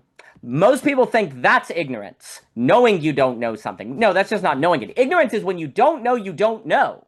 So you experience ignorance as knowing, actually. You do not experience, Dimitri, thank you for being here. So you do not experience ignorance as stupidity. You experience it as knowing. Kathy Schultz has a lovely book, Deep, where she talks a lot about my favorite book by Wittgenstein on certainty. It's called Being Wrong.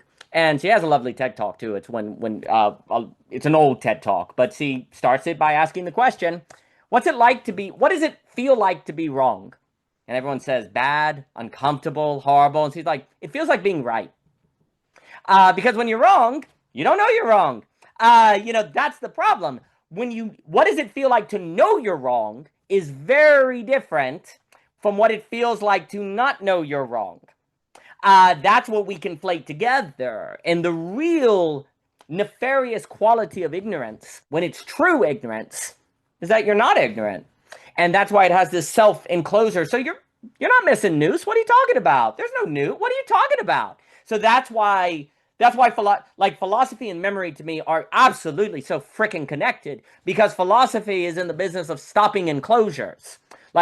And you could argue, since thought naturally encloses because it wants to not think, it wants to get a stable state, it wants an indestructible map, blah, blah, blah, you have to actively stop thought with thought from an enclosure. And philosophy is strongly, for me, and theology, in the business of fighting enclosures, which if you do get enclosed in, you're not even going to know you're enclosed in. That's the frickin' horror. And that is actually the anxiety, to Dimitri's point, that you need. You need that anxiety, actually, to keep going, to keep developing the automastery. The moment, there's one sense in which the fact you can't destroy anxiety is terrible. From Lacan, there's always anxiety, but there's another sense where there's a grace in it, because that means there's always this thing to remind you, hey, you could be enclosed. Hey, you could be enclosed. You better keep going. You better keep with relations. You better keep working. You keep needing to meet, virtue. You need to keep having the beauty. If you didn't have that anxiety, you could one day end up enclosed and not know it.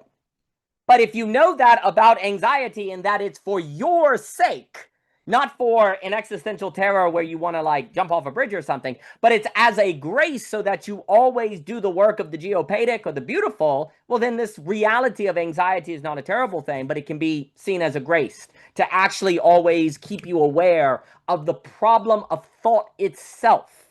Thought in its very activity entails a trajectory toward an enclosure that creates an ignorance that cuts it off from nous. That's thought entails a forgetting in the very way by which it operates. And if you don't have anxiety, you can lose that. Thought you'd be lost. But then that means anxiety affords the possibility of the automastery, which I would strongly tie to memory in the way you were describing. And there is something interesting.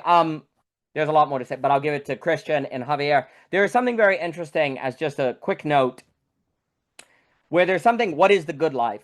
There is something about the good life that seems to be, the good life has a certain auto-mastery that affords the possibility of that which we don't control. It is a certain auto-mastery of a wish. And I love what you're saying about the wish and the impossible. We can wish the impossible, but we can't choose the impossible. Benjamin Fontaine critically noted that totalitarianism, Nazism, and all these things, and he was killed in Auschwitz, developed because they lost the impossible. They needed the impossible. Once you lose the impossible, there is only the rational, and then it's totalitarianism. The impossible is actually always the escape valve from a self-symmetry that leads to totalitarianism. And it is very interesting to think, Mr. Benjamin Fontaine, basically that is suggesting the wish is that of which works against totalitarianism. And you need the wish as such. But then the question is, how do you have a wish not be a problematic fantasy? Because like you're saying, Mr. Jockin, the fantasy can go either way. It can be this very problematic enclosure that leads to issue, or wish can lead to the beautiful, right?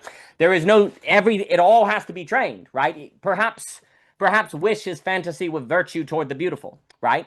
Perhaps it's like the same mechanism of wish. Well, also it means basically this. The lesson of Lacan then is that, you're going to have wishes. The question is if you own it or not. They're going to be there. They're just going to manifest as fantasies you're not even aware of. The key philosophy helps out. Mr. Jockin, please. Just to add, that word wish is translated also as rational desire. So I just want to share that note. Boesis has a very rich concept. It's actually what even allows for you to be virtuous in the first place. Without Boesis, this is also borrowed from other thinkers. So Sindarius from Aquinas is also connected to this. Sindrius is this kind of intuitive natural instinct for the good. Yep. For that people know. So it allows for even people who are in states who actually are in a state of ignorance, like they don't have practical wisdom, they don't have prudence, they still can have this intuition of what's right and wrong. Christians will use the language of like St. Ignatius as the vicar of Christ, that kind of language, where someone in absolute ignorance still can have an intuition of what's the beautiful or what's good, because of this rational desire or wish or things like that. I just want to add that note. That's fantastic. That would be, a rational non-rationality, therefore deal with game theory problems that get us all killed. So non-rational with the non in parentheses sort of thing that I love to do. That's fantastic, because yeah, I mean, for me, the non-rational, that sublation with the rational, because the key is you can have autonomous rationality that destroys us all, but autonomous non-rationality also does as well, because that's madness, basically, or the conspiracy, right? You have to have the dialectic, that open speculative reason, quote unquote, for me, toward beauty, that can then realize the drive. But rational desire, that is lovely. And certainly the idea of Benjamin Fontaine is, without quote unquote rational desire, we end up in totalitarianism, in a very efficient way of destroying everything. And I really like that how you put that. What you said about the extracting of the form is also very important. But I'll stop and give it to Christian, then Javier, and then if anyone has final things. So Christian, please. Jesus Christ, this conversation is crazy. It's also, I'm noticing the conversation where I've encountered the most propositional disagreement, which I love. I think it made me want to reflect on the fact that, the relational thinking, dialogos, as John Vervaeke tries to put it, I think that's such an empty concept if you can't bring it into disagreements or misunderstandings. If it's all like vibey, hand fives, high fives, and like, rolling the ball around, then, its value is limited, I guess. I'll just keep it at that. But if you can bring dialogos to disagreements, well, then I don't know. There's some real treasure there, I think. But much of which is just like uncovering where we're talking past, or discovering how we actually are in agreements beyond the superficial disagreements. So there's something a lot of people have expressed is a kind of disenfranchisement or just a disagreeableness with thought experiments. And I think I share the underlying concerns that people have expressed, where thought experiments can seem to kind of take us away from meaningful conversation. These are like hypotheticals. They don't really bear upon reality. And I think why I don't feel that disenfranchisement is because how did you put it, Daniel? If the simulation problem has value, it's in forcing us to confront what is real. It might have been the words you used, something like this. And I kind of always have that demand of my thought experiments. So that could explain why I'm like, what's wrong with thought experiments? They force me to ask interesting questions about what is real. And that, to me, that definitely includes simulation theory. I think it can lead to many questions about reality, about our assumptions. And I think another thing that thought experiments can do is this work that's being spoken of finding out where we are suffering perhaps from automaticity, where we are unconscious, right? Because it's like when you encounter a thought experiment and then you have to kind of run the thought experiment and find out where your intuitions or your kind of like habituated responsiveness lies, that is an opportunity to interrogate your own automaticity. You're like, oh, well, I want to pull the trolley lever this way and hit the 5 people. Why? Why do I feel that way? Right? Why would I choose one over the other? And then you get to examine your priors and, whatever beliefs you have, whether they're, just feelings or actual beliefs about what has value or what's good, etc. So I think if you really like squeeze a thought experiment there's juice there. But I will agree that they can also just be whatever, trite and fatiguing, and or lead to some of the problems that like Daniel and well, both Daniels have brought up. I think in that way, like philosophy can kind of be like psychedelics, right? It's powerful stuff. It can do a shit ton of good, but you might need some assistance. You might need to have the right level of readiness to encounter these kind of psychoactive substances, whether they're plants or words. So yeah, I think I agree there. And it's an interesting question about like how do you kind of reach that preparedness? And I think you were kind of, well, I'll just say it made me think of the idea of titration. And you give a little bit, you give what someone can chew and digest, and start to get the system ready for a bigger bite, so to speak, or a deeper dive, right? So that to me is all very interesting. So a few things that have been said was well, I want to like zoom in for a moment on something like the trolley problem. I have a formulation of it which I call the AI trolley problem, which is you have to imagine a young person who grew up with a Android nanny who they've formed a deep emotional imprint on, and then they have to choose. I think I might have brought this one up before, between like the trolley hitting their nanny or letting it do what it was about to do, which is hit 5 schoolyard bullies that have been a source of pain and suffering from school, right? What should the kid do? And I don't think that this is just some like feckless hypothetical, because I think we're going to have to start answering questions like this. I think some people are already struggling with questions like this, like, LLM induced psychosis, right? Where people believe suddenly that their little chat GPT might have some consciousness in there, and now they find themselves in an ethical dilemma, which we might kind of dismiss as so stupid, and yet it's a real problem that is driving people a little bonkers. I think another example about how we struggle with consciousness is the telepathy tapes, right? That podcast about these young kids who supposedly have these psychic powers to communicate. Well, what I found so interesting about the telepathy tapes and the psychology of the audience of the telepathy tapes is that I think that if most people saw the videos of these experiments before they listened to the podcast, they would maintain a shit ton more skepticism, because you see the facilitators like moving their hands and touching their foreheads, and you're like, oh, there's like a great many opportunities for actual material communication happening here.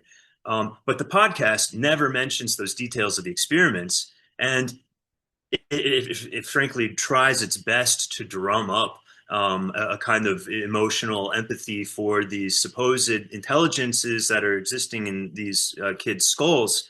And then after you have already formed that emotional connection, you are faced with the dilemma of, well, here's some evidence that maybe says that these kids don't have telepathic powers, but if you accept that evidence, you might be denying the reality of other human, let's say, intellectual consciousnesses that you've already formed an emotional connection with. And that's really fucking tough. Like that's you might be like saying, if I'm wrong, I am banishing another human consciousness.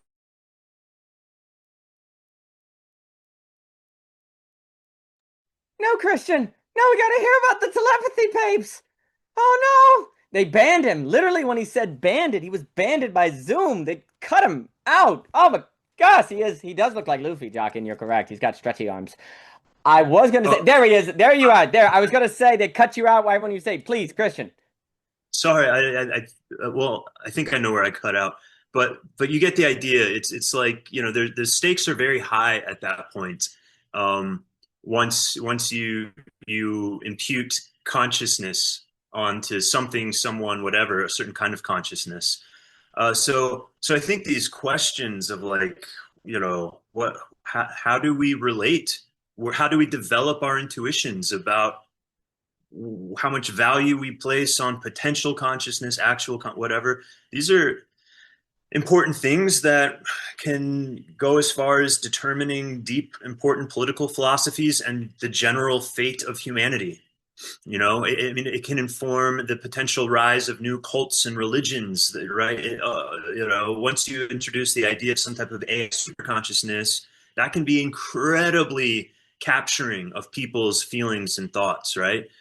So yeah, I think it's worth that we struggle with these questions, and if thought experiments can be one tool there, I think that they're worth time. But it's as you say, they can't just be like, fun rhetorical arguments. It's like forcing us to then ask deeper questions.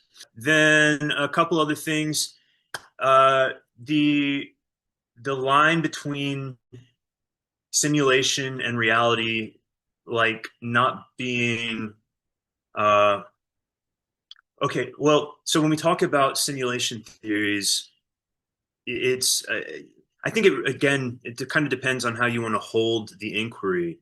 If you're holding it just like there's humans in some other world with like really powerful VR sets on, that's one way to hold the question of simulation. But there's many other ways. But even then, even if you're presenting simulation theory as like a VR headset. Like once I take this off, I still have the same kind of unbroken consciousness, but in a completely different kind of context, a different model of reality.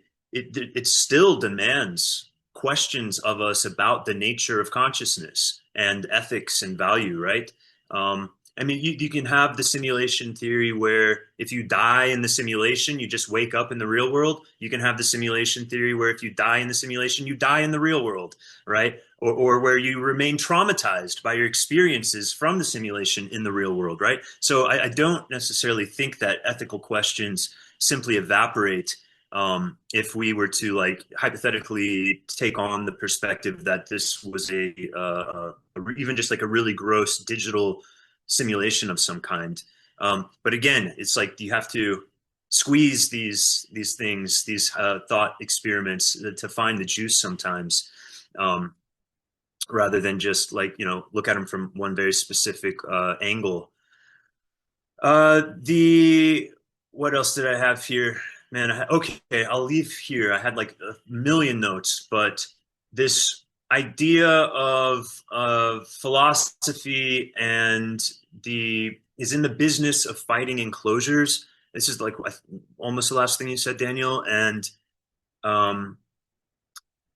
the mastery of like learning to not let yourself be enclosed. I want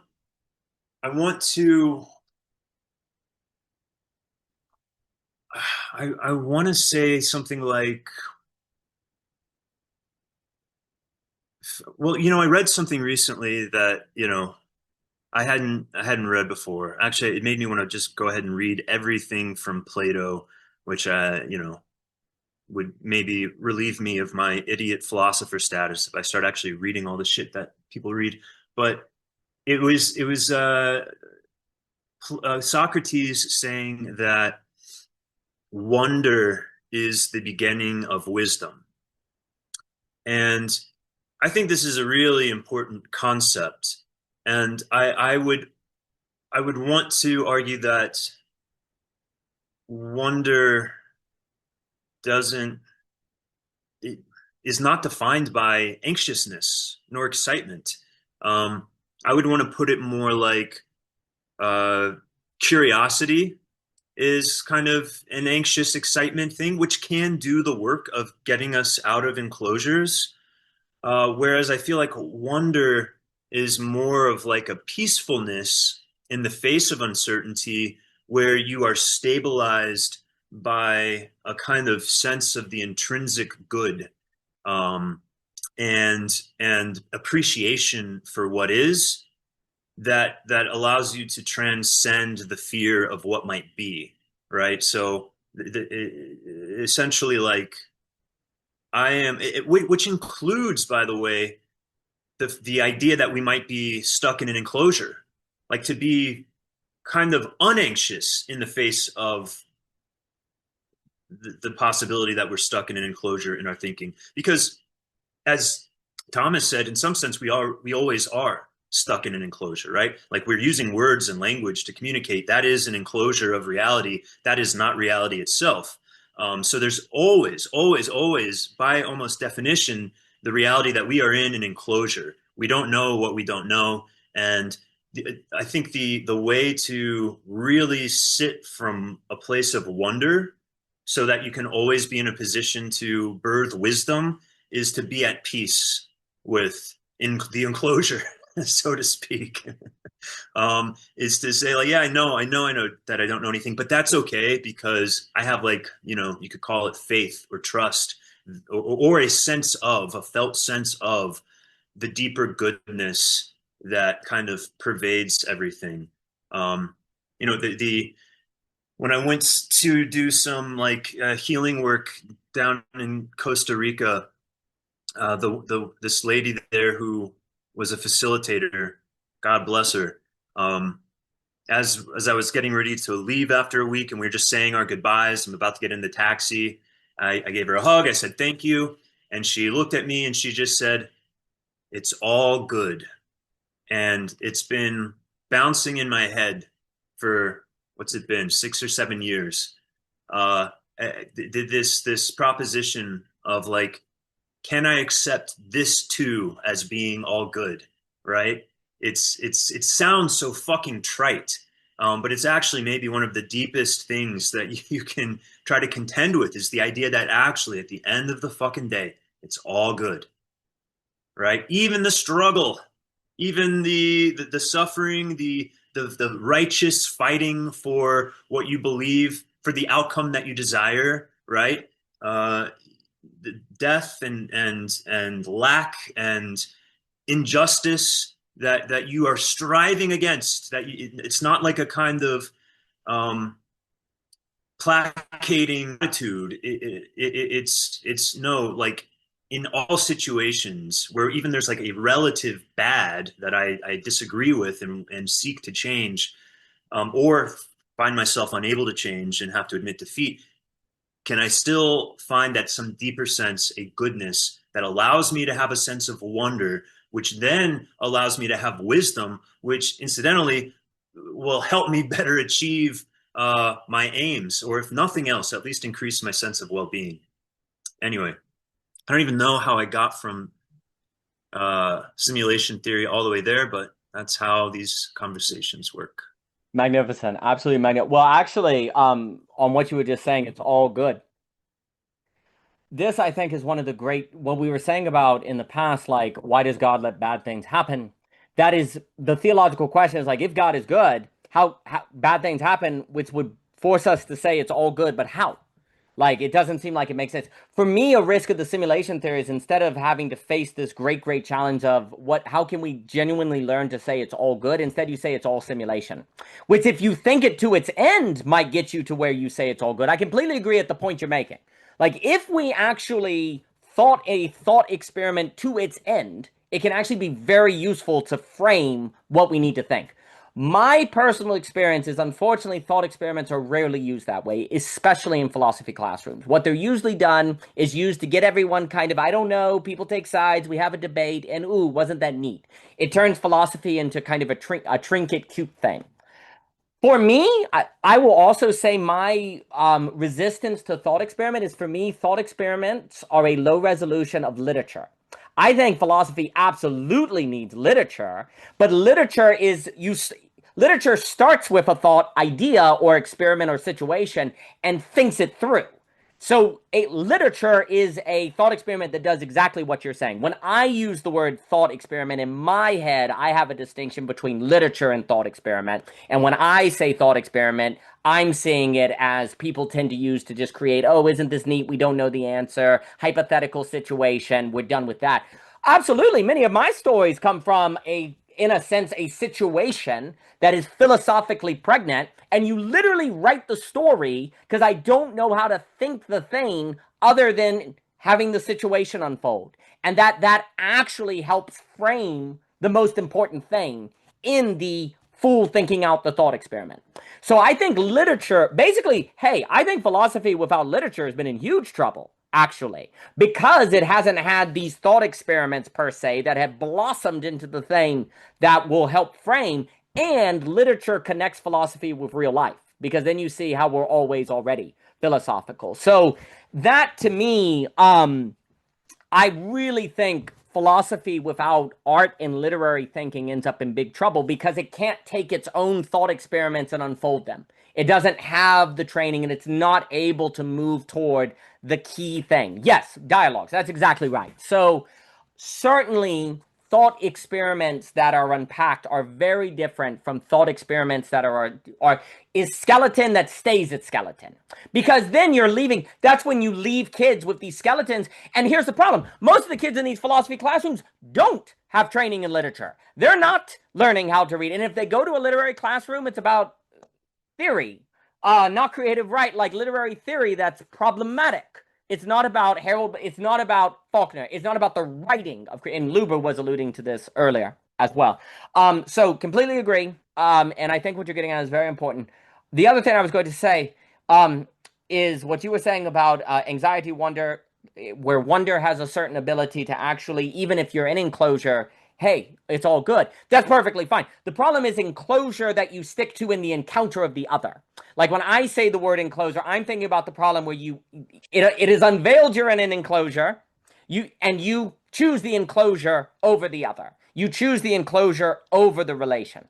And anxiety, the benefit of anxiety is actually a sign that you're doing that. As it's to keep you in the wonder. It's actually to keep you in it's actually to keep you in the peace or the geopadia, right? It's not where anxiety is a good of itself. It's more of when you're going outside, this can be a sign that you're actually you're getting things out of order, actually, that you're prioritizing the enclosure over the relation, and that turns the enclosure into idolatry as opposed to simply a state by which you necessarily operate.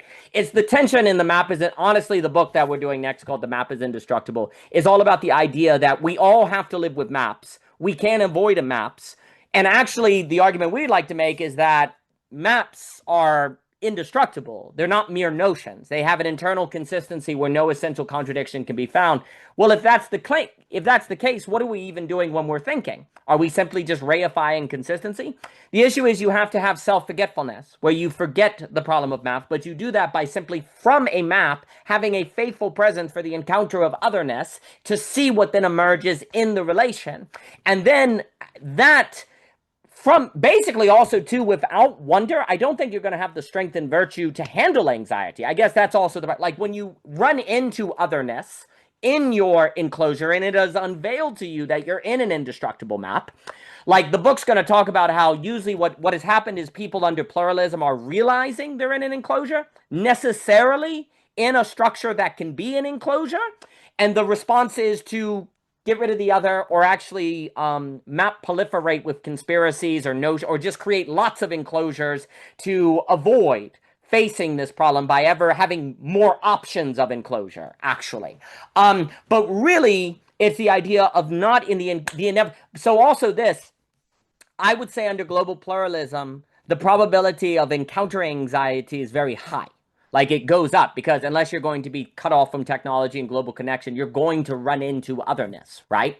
So that being the case, the question are, what are the resources by which we don't respond to the anxiety, where we choose the enclosure over the relation, right?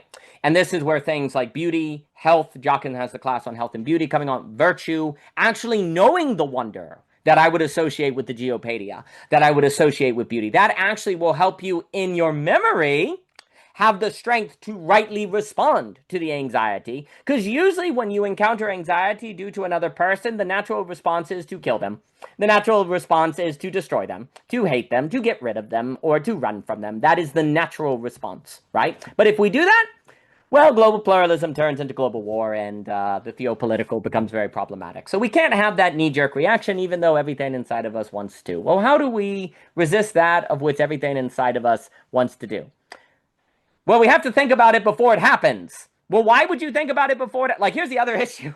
Why would you think about something before it happens? What mode of being would you just think about things before they happen? Philosophy. Precisely because it has this hypothetical character. You're exploring, you don't know what you're talking about. This is why the mode of philosophy is also increasingly important in discussions like this, because you're talking about things that you're talking about because there's a sense and an intuition of importance. It's not a response to something that has occurred necessarily in your immediacy. You may have memories of signs of that of which you are now talking, but you're not in your immediacy encountering it, because if you were encountering it in your immediacy, it's probably too late, right? Like, this is the problem. More and more, global pluralism depends on people being ready for interactions that they haven't had yet. How do you do that? How do you be prepared for interactions that you haven't had yet? You would have to have a regular mode of being that is basically considering hypotheticals, because there's who knows how many possible surprises are possible in reality.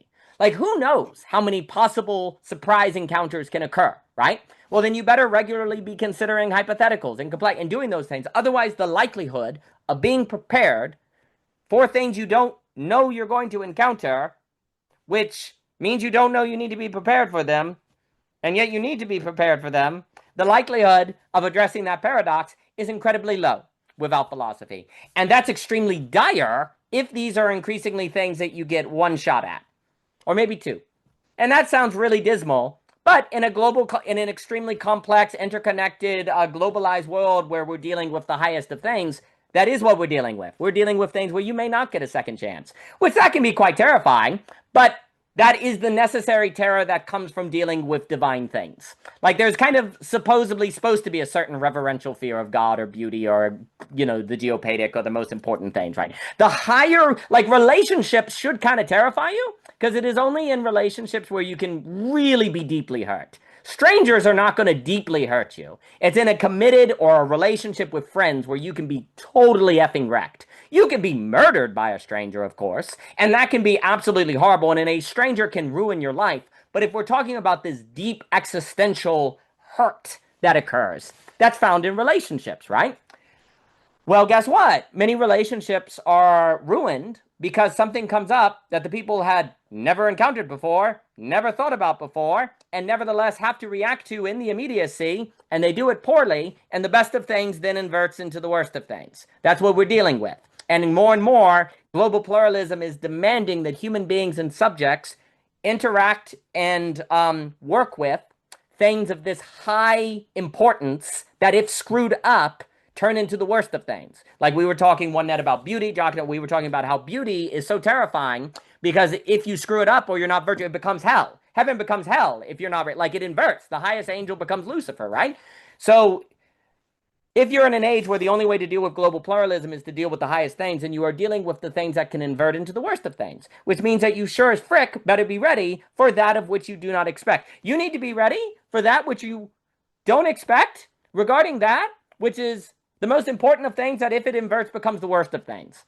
Boy, howdy, this is quite a situation, but this seems to be what the moment in history demands and why this kind of work is important. There's something on Nick Bostrom to say, who invented the simulation theory. I'm going to stop and hand it to Michael and Jochen, and then if anyone has anything else. Michael, what are you cooking, Michael? What are you making? Are you doing the laundry? I hope my internet's not freezing. It's 110 degrees. I could have been freezing this whole talk and not known it. Michael, please, what are you cooking, Michael? I am making a falafel sandwich on pita with some tomatoes and onions and pesto, which I've never put pesto on it before. So, oh my gosh! If you see me like wincing after I like hand it back, it's because the pesto didn't work. But yeah, I really love Christian. I really love what you had to say, particularly at the end about the wonder piece and the distinction between wonder and curiosity. I think that's really apt. I've been dealing with a situation in my personal life where I feel like I'm conflating the two, and I've noticed I'm kind of like reaching for something new to kind of like escape this situation that I find myself in. And there's a lot of curiosity that's being birthed of like new ventures, like new opportunities and and it's exciting. But when you were speaking, I was reminded of yesterday. I was having a conversation with someone, and I was talking about how, like, I felt like this job that I'm now kind of frustrated with was like a provision from God, and like that, like following it was like, me kind of listening to that voice. And the kind of disappointment of like, oh, was that just my ego the whole time? Did I like totally miscalculate that? And all these things. And I got to a place where I was like, I asked the question out loud to myself, like, what is God trying to show me through this kind of like, like experience where I have this ideal and then the reality doesn't quite match the ideal. And that felt like I could feel like this like physiological change in my body, where I changed from this like kind of frenetic, like excitable, but also kind of like still kind of a little resentful, to like just filled with not like complete peace, but like this like groundedness of like, and like true like wonder of like, what is God trying to show me? And like, the thing you said at the end, Christian, about like everything being good. I think that's what I started to like feel into, was like, even in this kind of interpersonal strife that I find myself in, these like disagreements, like how is this still good? And even if the good is just like, it points me away, it makes me realize what bad actually is, and like points me away from something, like that is still like good. Like it's still like leading to more wisdom if it's like followed, well. And so that's really kind of all that I wanted to say. Just like really appreciate that insight from you, Christian, and like how it's helping me kind of reframe what's happening in my life. And another thing that I was reminded of is like, I'm in this poetics class right now. It's a class that's online, and it's taught by this Harvard professor of literature. And we've been doing throughout the whole semester, the class is called The Poetics of Enchantment. So we're reading all of these texts started with Plato's Cave, and we've read, different philosophical texts. And now we're doing a new class on Shakespeare. And the professor, he published a video on his YouTube channel a couple days ago talking about how to read Shakespeare. And it was titled like the ritual of Shakespeare, or something like that, the ritualistic reading of Shakespeare. And he basically makes the argument that Shakespeare should be read as a participatory, ritualistic experience. And that a lot of people, they read Shakespeare and they're like put off by the language, and then they just go to SparkNotes and they try and get a summary of, in layman's modern English of like what this means. And even a lot of people take that as, realize that that's problematic, and they try and read it like a novel. And he's like, even that is like not quite what Shakespeare intended, because it's really meant to be seen as this like icon or symbol of like culture as a whole. And so like what we're doing is like we're having discussions about each text like every time, and we're coming together and we're talking about, oh, like what, like kind of what do we think Shakespeare was trying to allude to here? What do we think he's trying to gesture to? And then talking about like what was happening historically at that time that could inform the themes that were happening. And like you get to a place, I think, where the text becomes this like vessel for exploration and encountering the mystery. And in that sense, the text is still alive, 600 years later, as opposed to being this kind of relic that you're like trying to dissect. And I think, Daniel, that's kind of it seems like what you're kind of alluding to with like the importance of literature and art in philosophy. And I believe that, like the real magic of creating art is actually after the art is produced. and the conversations that come from it. But yeah, I'll pass it back. Yes, and that looks like a really cool channel. I'll have to look into that. Absolutely. And yes. And yes to all things. I think there it is very interesting how it would be interesting to think how much of theology actually is simply the confronting with human beings the premise, basically, God is good, therefore all things are good, or just, or there's some sort of ultimacy to good. And how just having to think that and wrestle with that alone could actually, from that, birth untold, and actually transform the subject in insanely profound ways. And perhaps all of theology is ultimately efforts to just maintain the reasonableness of that proposition. Because it's like God is good, that all this leads to a certain beauty. And theology then is maintaining, because like Christian says, it sounds so trite, so silly to just say all of this is good. And it's very easy to dismiss. And perhaps theology is at its, a way to see theology, and then also philosophy at its best, is simply the granting of plausibility to that premise. Oh, but now you have to do it. Now you have to put it in your body. Now you have to actually do it. And that's when suddenly you're in daily ground, suddenly you're in breath work, suddenly you're in this other work, the actual doing of this premise. And then, of course, the doing of this premise then develops virtue that then affords and opens up new avenues of theology and philosophy. And now we have a lovely feedback loop that seems extremely important. So I appreciate that very much. And what you were saying on literature, say ritual, absolutely. Shakespeare wants you to be Othello. He wants you to be Macbeth. You are to be the character. You are not to read him. You are to perform him. But that also applies to the reader. You are to be the character. And that is... that changes it. The thing I was going to say just quickly on Nick Bostrom, and then I will give it to Mr. Jockin. Another way to, I guess, because on the fantasy with it's very interesting. I believe Bostrom created the simulation theory. And it's very interesting because he also wrote the book Superintelligence and Deep Utopias, right?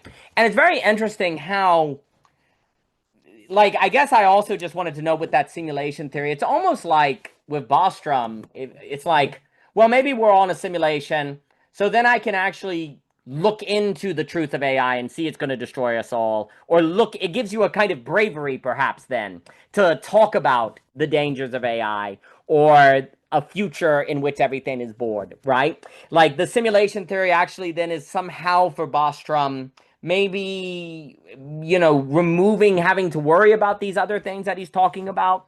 But then I guess that would be, I think Bostrom, if we think of him as a subject with fantasy, and the simulation theory is tied to a certain psychoanalytical reading, and this, I don't know Bostrom, so I'm not trying to say this with any authority. There's a way in which the simulation theory actually is a way for he perhaps to disavow the future or what could occur, that then actually makes it to where you can do your predictions about AI killing us all or a future in which we are bored, right? There's a certain disavow that occurs here. And I suppose I just wanted to point this out because for me, this is opposite of the mechanism of literature. The thought experiment, I do think the thought experiment often lends itself because it's a hypothetical and then people are predicting the future. Well, we learn in Hegel and we talk about all the time, the game is not thinking the future. It's tearing with the now and thinking it through the work of history and remembering, as Jockin is saying, right? Literature doesn't help you predict the future. It's like, hey, your relationship now is in a Virginia Woolf novel. Hey, your relationship now is in Chekhov, right? So there's something also about literature that I think helps you tarry with the present, whereas thought experiments that don't be taken all the way, as Christian is pointing out, which for me I associate with literature, lends itself in the direction of just further hypotheticals about the future, further sort of thinking about what is to come, and it's not moving it into the immediacy. But if instead you say, well, the simulation theory means my conscious experience is still real, so what are the ethics of consciousness? Well, what Christian's doing there, that creates imperative for thinking the now. What are we going to do now? How are we going to think about it now? And we need to do it now because it is coming, right? To talk about a thing coming that is already occurring is not the same as these thought experiments that lead to an entire hypothetical model of the future that actually can be an indirect disavow of the present. So another reason I just wanted to note, and then I'll give it to Jochen here, and then if anyone has final things to say this evening, another benefit for me of literature is if it's done in this deep way, is that it actually makes you more present. It actually brings you into the immediacy in a very, very important way. What is it? You know, Jochen talked about dialogue. It's hard. Dialogue is very immediate because the speech act is this mix of the wonder, but terror. What am I going to say? It is a bodily experience. Daniel and Michelle were talking about the speaking is a bodily experience. So these forms of thinking hypotheticals within literature, within the dialogue that brings it into the present, I think are absolutely necessary for philosophy. And perhaps my concern with thought experiments is they're so close to being the thing at the heart of philosophy that's why they run such a risk of destroying it. And they have, in my opinion, destroyed it in college classrooms, not for people that take it all the way, like Christian is saying, but because they are so close to the art and literature and the creative thinking that philosophy needs to be present and alive, perhaps that's one of the reasons why, for me, they've become so dangerous, and I think have wrecked philosophy classrooms and philosophy people, and basically just made them cynics or using thought experiments to question what is in the present and to deconstruct it and to deconstruct traditional law or all of these different things. It's precisely that thought experiments are so much like the literature that is required to actually do philosophy well that they can be dangerous. And again, every single novel I've ever written or story has started with the skeleton of a thought experiment that is fleshed out. So again, it's always in Hegel's sublation. Thought experiment is great if it's sublated into the full thing in literature. Sublation you take. But if thought experiment is autonomous and it's not sublated, then it's very dangerous. Everything in this game is, for me, the logic of a certain sublation. You take the thought experiments, if it leads to literature, is great. If second things come first, though, you're in trouble, right? If you don't have that bringing in logic. And that's why sublation is such an important logical idea, as opposed to equal signs and things like that. I will stop and give it to Mr. Jochen. Mr. Jochen, please, sir. I want to reply a little bit on this wonder aspect, because I've been rereading the Machian Ethics, and just a section of a passage I want to share that gets relevant to it. Before I do that, I think that a big note about my critique of the thought experiment is if you basically do the operation with already known parameterization of these are the demarcation lines, and there will be this account and then this account, and a dialectical movement of the two, kind of pull. Actually, not even movement. It's stultified. It's stiffened, calcified, because you already know the positions right before the get-go. Let's talk about abortion. Here we go. And then you can literally, you can predict before you even initiate the thought experiment, what are the positions that are going to be presented. So that's very different from, this is why surprise is so important. So basically, if you did a thought experiment or any kind of, like, that's the thing. It's not the thing itself that's the problem. It's this quality. I'm going to be cute and go, what's the geobitic thought experiment versus the algorithmic? I'm going to be cute about it. So that language is just pointing out the pre-predictional, expected, already known parameterization of thought as an algorithm. And when a thought experiment just generates, you could predict before you even start what are people's positions are going to be. You're in trouble. It means your self-enclosure captured. Versus you do a thought experiment and you get surprising insights, both in yourself or from other people. And by the way, professors are responsible for this, because if someone, I think the biggest problem is when professors, like, they do present a thought experiment and someone gives a surprising account that isn't the typical stance, and then they dismiss it because it's outside their parameters of, nope, we're out of the demarcation zone of good discourse, so therefore it's not qualified. Trust me, it happens all the time in teaching. It's probably one of the most dangerous things about it. The most dangerous part is when thought shows up that's unexpected and gets brushed away because it doesn't meet the parameters of a legitimate thought. That's actually really interesting. And it's very difficult. That's a very important aspect of teaching, or actually even working with children too. Like, it'd be very easy when children give you an unusual statement to dismiss it. But that's actually the point. If you do that, you're swiping away the innovative thought, just to kind of bring a circle back from the beginning of the conversation. So I'm going to close, though, on the section I've been reading from book 4, Machian Ethics. And it relates to the idea of the greatness of soul And what gets translated as magnificence is kind of this particular section. So when those are enacted, those works are enacted of virtue, of magnificence and greatness of soul, they produce wonder. The actual word is theoreme, like it's the word for wonder from Plato. It's there. It creates a sense of wonder, and it actually creates it's in a onlooking of theoria. That's actually really powerful. That's really important. So what's going on? Theoria, it gets translated as theory, right? So I think it's the actual, it's the most abstraction of abstractions, but it's actually not the mode that's meant. It's actually it's the activity of nous in apprehending, witnessing. This is contemplation. So the word of contemplation shows up here. Witnessing, beholding. It's and I will comment. Let me tell you something. I was talking to Javier about this.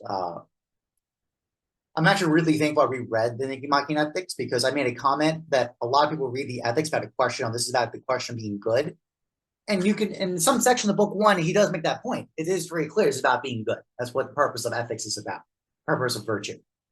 But you actually get into the actual reading of the text. It's been repeated over and over and over and over and over again. Every single virtues, their enactment, their activity, their purpose, mode of choice is for beauty. It's kalos, the kalon, kalos, every single time. Now, if you read English translations, they're going to say nobility, and everyone kind of glazes over when they hear that, because they just think, oh, that means kind of goodness. No, the actual translation is beauty. The whole purpose of virtue is beauty from the get-go. So actually on the theology account, the most provocative statement that someone suffering a horrific disaster is actually beautiful. Everyone would scream at you and kind of throwing themselves at you. How dare you say that? It's partly why it's the limit of thought that go, how dare you present this great tragedy that happened to me was beautiful. I'm only saying that because in Plato and in Aristotle, the ultimate adjudication of goodness and badness is in beauty. It's the only way to answer this, to actually adjudicate the point. I say this because there's an aspect, and Aristotle says this, in book 1, he says, in the idea of misfortune, in the great person of greatness of soul and magnificence can endure great and many tragedies, hardships, and yet their beauty shines forth in their beauty, in their magnificence and greatness of soul. So Aristotle is very aware of this exact moment of someone encountering great disaster, tragedy, the things that you go, how could this be? How could God allow something bad to happen? Like, how could God allow this? But yet Aristotle is pointing this out, someone of magnificence and greatness of soul and his nobility, when they understand that this is part of a larger project, because this is kind of temporal quality of beauty, in the sense that there's always a possibility of the composition, the orchestration to change the note at the end. This is actually why a lot of this, actually that particular section of misfortune and fortunes related to virtue, has a lot of discussion about one's life, having a complete and total life. And it's left to be an open question of what is the kind of Markov blanket of where that is. It's not your whole. Aristotle's not saying it's not this atomized individual. He says no, your life, your totality of your life is not just you. It's also a larger frame. It's ambiguous what that is, but it's saying it's more than you as an individual. But my point is, by that statement, that means that the final note of beauty of someone's life can be retroactively transformed. That's one of the most powerful things about beauty. It always has this kind of mode of forgiveness and kind of switching operation. That same activity, as Daniel, you say, the kind of discussion of evil as this inversion of beauty. It's the switch. It's the complete inversion of it. And that's because beauty has that power to do that too. It's a very interesting question. I do want to know one last closing note related to greatness of soul. It's said to be it's the contest for the greatest beauty. And what is and actually the word here is that it's that object is honor. So it's, I guess, right now there's honor, and people think this is about like kind of esteemment of honor in the community. And I get you can't translate it that way. It is possible. But it's said to be, but there's something a little deeper. It's because that when I said choice before, the word for choice in Aristotle is basically the before, the prior honor. It's very interesting. So what that means is by one's choice is basically what is one's object of desire? What is their object of choice or choosing? And it's a kind of, what are things that they honor? So for the greatness of soul, they're aiming for the greatest honor, and it's beauty. That's basically what they're going for. They kind of summarize that point. And actually, it's said to be this greatness of soul is the crown of virtue. So basically, this virtue is completed, only it's crowned. It already exists, but it's crowned. So this kind of language of the crowning, which is also had theological implications, come from that too. And it's actually, here's the kicker. And again, to kind of draw it in that, before I talked about, as I said, I thought the original impression you read of the ethics is this question of goodness, right? Because I always kind of had an implication that, well, basically the, Nicomachean ethics is basically the project of goodness that requires the law. Basically, us normies need that, but the ones who love God get Eudemian ethics, where he concludes that's the object of God is your object. He says here, I have the note from the greatness of soul is impossible without what's called basically the kaka agathos. So it's both beauty and goodness. You must have both. It's not it's not just goodness. You cannot have this greatness of soul with just goodness. It must be adorned by beauty, this thing added on. So it completely transformed this my current rereading of Aristotle is transformed by seeing it's everything. Temperance, what's it for? Beauty. What's courage for? Beauty. It's every single one is for beauty. It's kind of amazing. Yeah, that too. I saw in the chat too. I haven't got to actually, I mean, I can go another note about it because actually in book 4 is all thing about basically truthfulness. Even things like wit. I mean, that's another thing actually here. Now that comment got me going because there's this really interesting note about, basically even humor, basically nimble-wittedness, humor is basically the addressment of beauty too. So even humor's for its sake of beauty. It's amazing. And also so there you go. It's very interesting.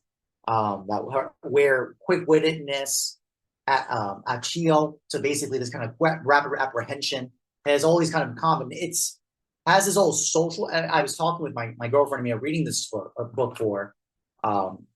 It is really curious. I always ask the question, why in this book is these virtues put together? Liberality, magnificence, greatness of soul, and then basically gentleness, even things like actually modesty's change, basically kind of a fearness, a kind of apprehensional fear of the Lord kind of energies going on there, but as an emotion, not as a real virtue, but also even things like sociality, wittedness. It's just very interesting, the combination of it. And this leads to, there are some Platonic scholars who comment about this. I remember reading about this recently, about beauty too. I apologize going longer, but now the chat got me inspired, so now I have to keep going. It's that, oh God, the fact that, so as a contrary, again, there's one more driving point that everyone thinks that beauty is this absolute arbitrary, subjective, individual, private. For the Greeks, it's the exact inverse. It is beauty that is the absolute gathering and social of reality. So it's the exact inversion of our contemporary objective preferencing attitude about beauty. I also say that because beauty also has this kind of awe quality. And I know it was commented about wonder and curiosity, but really it's that awe quality. And awe in terms of, awe can be both awesome, awful. So in our modern English, we have a understanding of this double switch move, this terrifying, but also great, or just kind of gathering or holding aspect of it at the same time. And that's and works of virtue when they're at this greatness of magnitude, of greatness of soul, of magnificence, do produce a sense of wonder in a state of theoria, because actually, by the way, the great works of literature are supposed to do that too. So when you have a great character who's presenting a demonstration of it, that actually is an opportunity for theoria witnessing, but via abstraction. Isn't that interesting? You don't need to actually encounter it directly. You can actually from literature see it with that, which is actually one of the educational values of it, is that we learn by mimetic simulation. That's also why we do this. That's actually why we have that process. Now I have other notes I can just run down too, but I'm going to stop. I know I'm sure everyone has to go, but really enjoyed this conversation. Absolutely magnificent, Mr. Jockin. Thank you very much. And the point you made on literature right there is exactly there is because you see yourself in it. Oh, that's interesting. Abstraction, bam, you're there. And in it, and there's this moment. I think when literature and art does what it's supposed to do, I do think there's also an experience of the subject to object vibe vanishing. Like you are in this weird way in the art, in the story. You are there. You're no longer reading. You are the character. It's this boom moment that actually I think is the self-forgetfulness that also, like you're speaking to, the beautiful has this certain gathering, this absolute gathering of the social. I think that's a very important phrase, and I think that's very well put. I forgive me that I have to go this evening, friends, and but as some final closing thoughts, it's, I think, incredibly important to link ethics with being beautiful, like you say, noble. I think actually Nietzsche at his best was asking possibilities of being beautiful with the child, because like on the idea of the will to power, I think is correctly understood as a will to creativity and beauty. But then the questions of how does one do that, of course. I think also what's very interesting about the beautiful, as we've talking about, the more beautiful something is, the more definitive it is, the more one of one, the more itself it becomes. And the more definitive a thing becomes, the more the only way to know it is the more definitive a thing becomes, the more it becomes a partial object, a thing that you don't know in its entirety. You can know woman, but Michelle, you can't know Michelle in her entirety. You have to be in relation, right? And this is where, to Christian's comment, there's a very deep relationship between beauty and love. Because love is a knowing in a Michel Planier way. It's the knowing of a definitive. When you love a category, there's a problem. That's like. When you love a definitive, but love means it's always of a partial object. That of which you never know in its entirety, you have to relate to continually to get to know, right? Beauty is an experience of a definitive, a one of oneness, that then naturally creates awe and wonder. And it is hard to think of all separate from love. They go together in a certain quality of experience. And then if the definitive in its partial object creates desire, of which it invites, because for Lacan, the partial object creates desire, and the more definitive a thing is, the more potential it is have for beauty, which then create more love. We now have a positive feedback loop. And that's what I think is very important with virtue, is I think what Aristotle is pointing to, because I think most of us think about virtue as, crap, that stuff I've got to work really hard to do. It's always in consciousness. I don't want to do it, but I know I should, right? And of course, you're going to lose, because the moment you're going to run out of energy, it won't be self-sustaining, and eventually it will overwhelm you. What's very important is if you link virtue with beauty, then it creates the energy, then it's creating the energy for virtue in its act. It's not this law you have to fulfill, like Lacan talks about being, that's a draining and destructive thing. It creates a positive feedback loop. And I do not think we as a society think of virtue as a positive feedback loop, of which if we link it with beauty in the definitive, it does that. And I think basically in these 5-hour conversations people have, I think philosophy is the geopedia. That's why time just goes away. Like the virtue, it creates this positive feedback loop. And I don't think the world has thought virtue as creating its own energy. That will be an important realization, I believe. Yes, stomping grounds. I also, just as a passing thought as you were speaking, I think it's Romans 5:3 that has this lovely connection that I've been thinking a lot about, where it says, tribulation creates perseverance, perseverance creates character, and character creates hope. This is very interesting. Character creates hope? Really? But that's what they like. Tribulation, like you're saying, hardship creates perseverance, virtue, perseverance creates character, character creates hope, right? And there's this interesting, like, hope in what, right? Well, I think beauty and hope are connected. I think when you discover feedback loops that are tied together, then it's easier to have hope, because the hope doesn't feel like, what's the problem with hope? Like Shawshank Redemption, hope is a dangerous thing. Morgan Freeman says, that's a good freaking movie.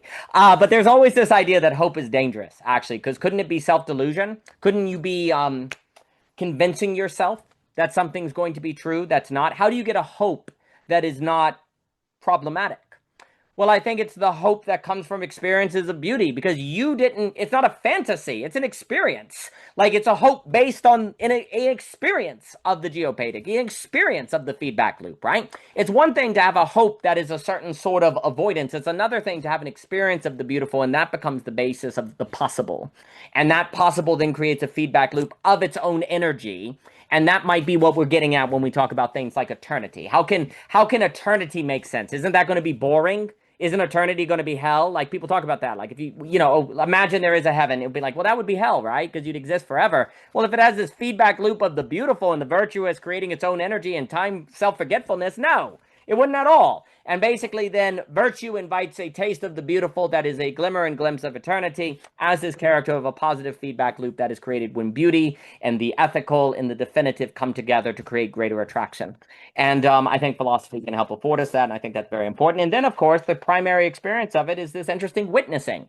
What do you primarily do in the Geopadia or the flow of the conversation? It feels more like a certain nous, activity, onlooking of the Theria, a witnessing, right? You don't feel like in a conversation like this, you're actively using energy the entire time. Do you feel primarily like an active, like lifting weights, straining individual like you do in Toll? No. When you get into the correct philosophical space, the mode of it is more of a certain witnessing.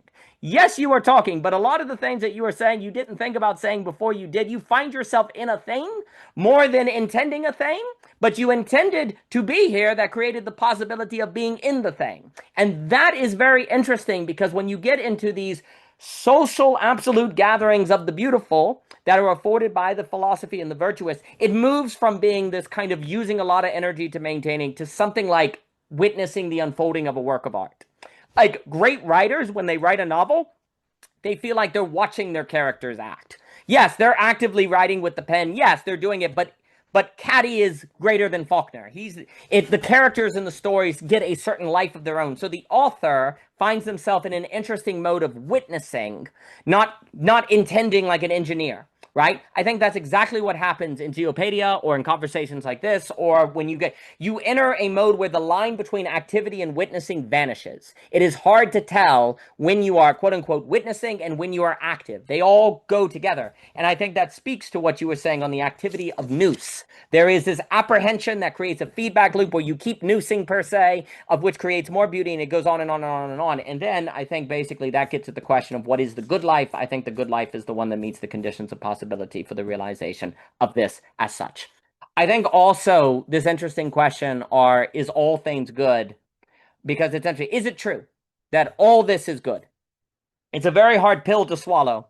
Perhaps that is the final test of life upon which all, if perhaps divine judgments, were you able in the end, good and faithful servant, to really truly believe that all things were good? Were you able to do it? No one can do it perfectly, of course. No one is God. But how did you do? How did you do? Perhaps that is what final judgment is based on. But if we want to perhaps give some credence to it, I always find it, so if all things are good, then that would mean there is nothing in your past that doesn't have the latent potential to be seen as good, right? And the very fact that it does seem as if 10 years later you're able to look back and see how a terrible thing actually is why you are who you are today suggests there always was a latent potential, even in the worst of things, to actually show that, yes, all things are good. In the immediacy, you couldn't see it, and the immediacy, you could not. But the very retrospective character that Mr. Jockin is talking about, that really does, in a way, seem, it's that idea you can't change the past. In a very odd way, it almost seems like you can, because you can actually bring out a certain latent potential for the good in it. Now, I'm not going to sit here and say that logic necessarily holds, because people could simply say, well, you haven't experienced real horror, Daniel. Someone could say that, of course, and we have to hold that open, and then Jesus dies on the cross silently, I suppose. But there's this interesting idea that the very fact, often in life, there seems to be this possibility of reaching a place where you can look back and see that something actually did lead to good.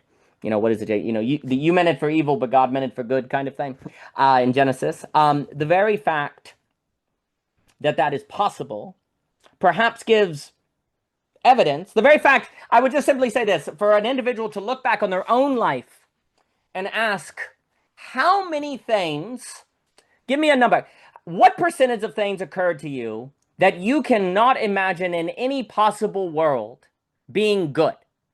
Like, how many things happen to you in your own personal life that you can't imagine any possible scenario in which a latent goodness came out? Now, maybe it didn't, because this isn't the possible world that occurred, but is there anything where there's no possibility? And maybe there is. Maybe there is. Maybe there's 3 things in your life. Well, I can only, because maybe there's 5. But there might be 150,000 that could.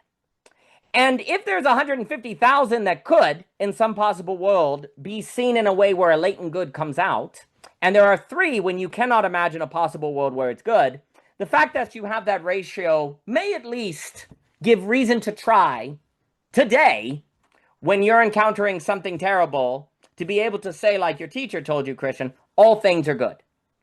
Maybe it's an illusion. Maybe it's ridiculous. But if one can look back on their own life and see that, well, actually, I can see how these things actually worked for good, I think that can function if you remember that. Like Jock and Italy, if you remember that, it may give one strength to have a different posture to face the difficulties that they have today. And I think that is a powerful thing. But I will run. Thank you all very much. I appreciate it. All the best to you. Godspeed.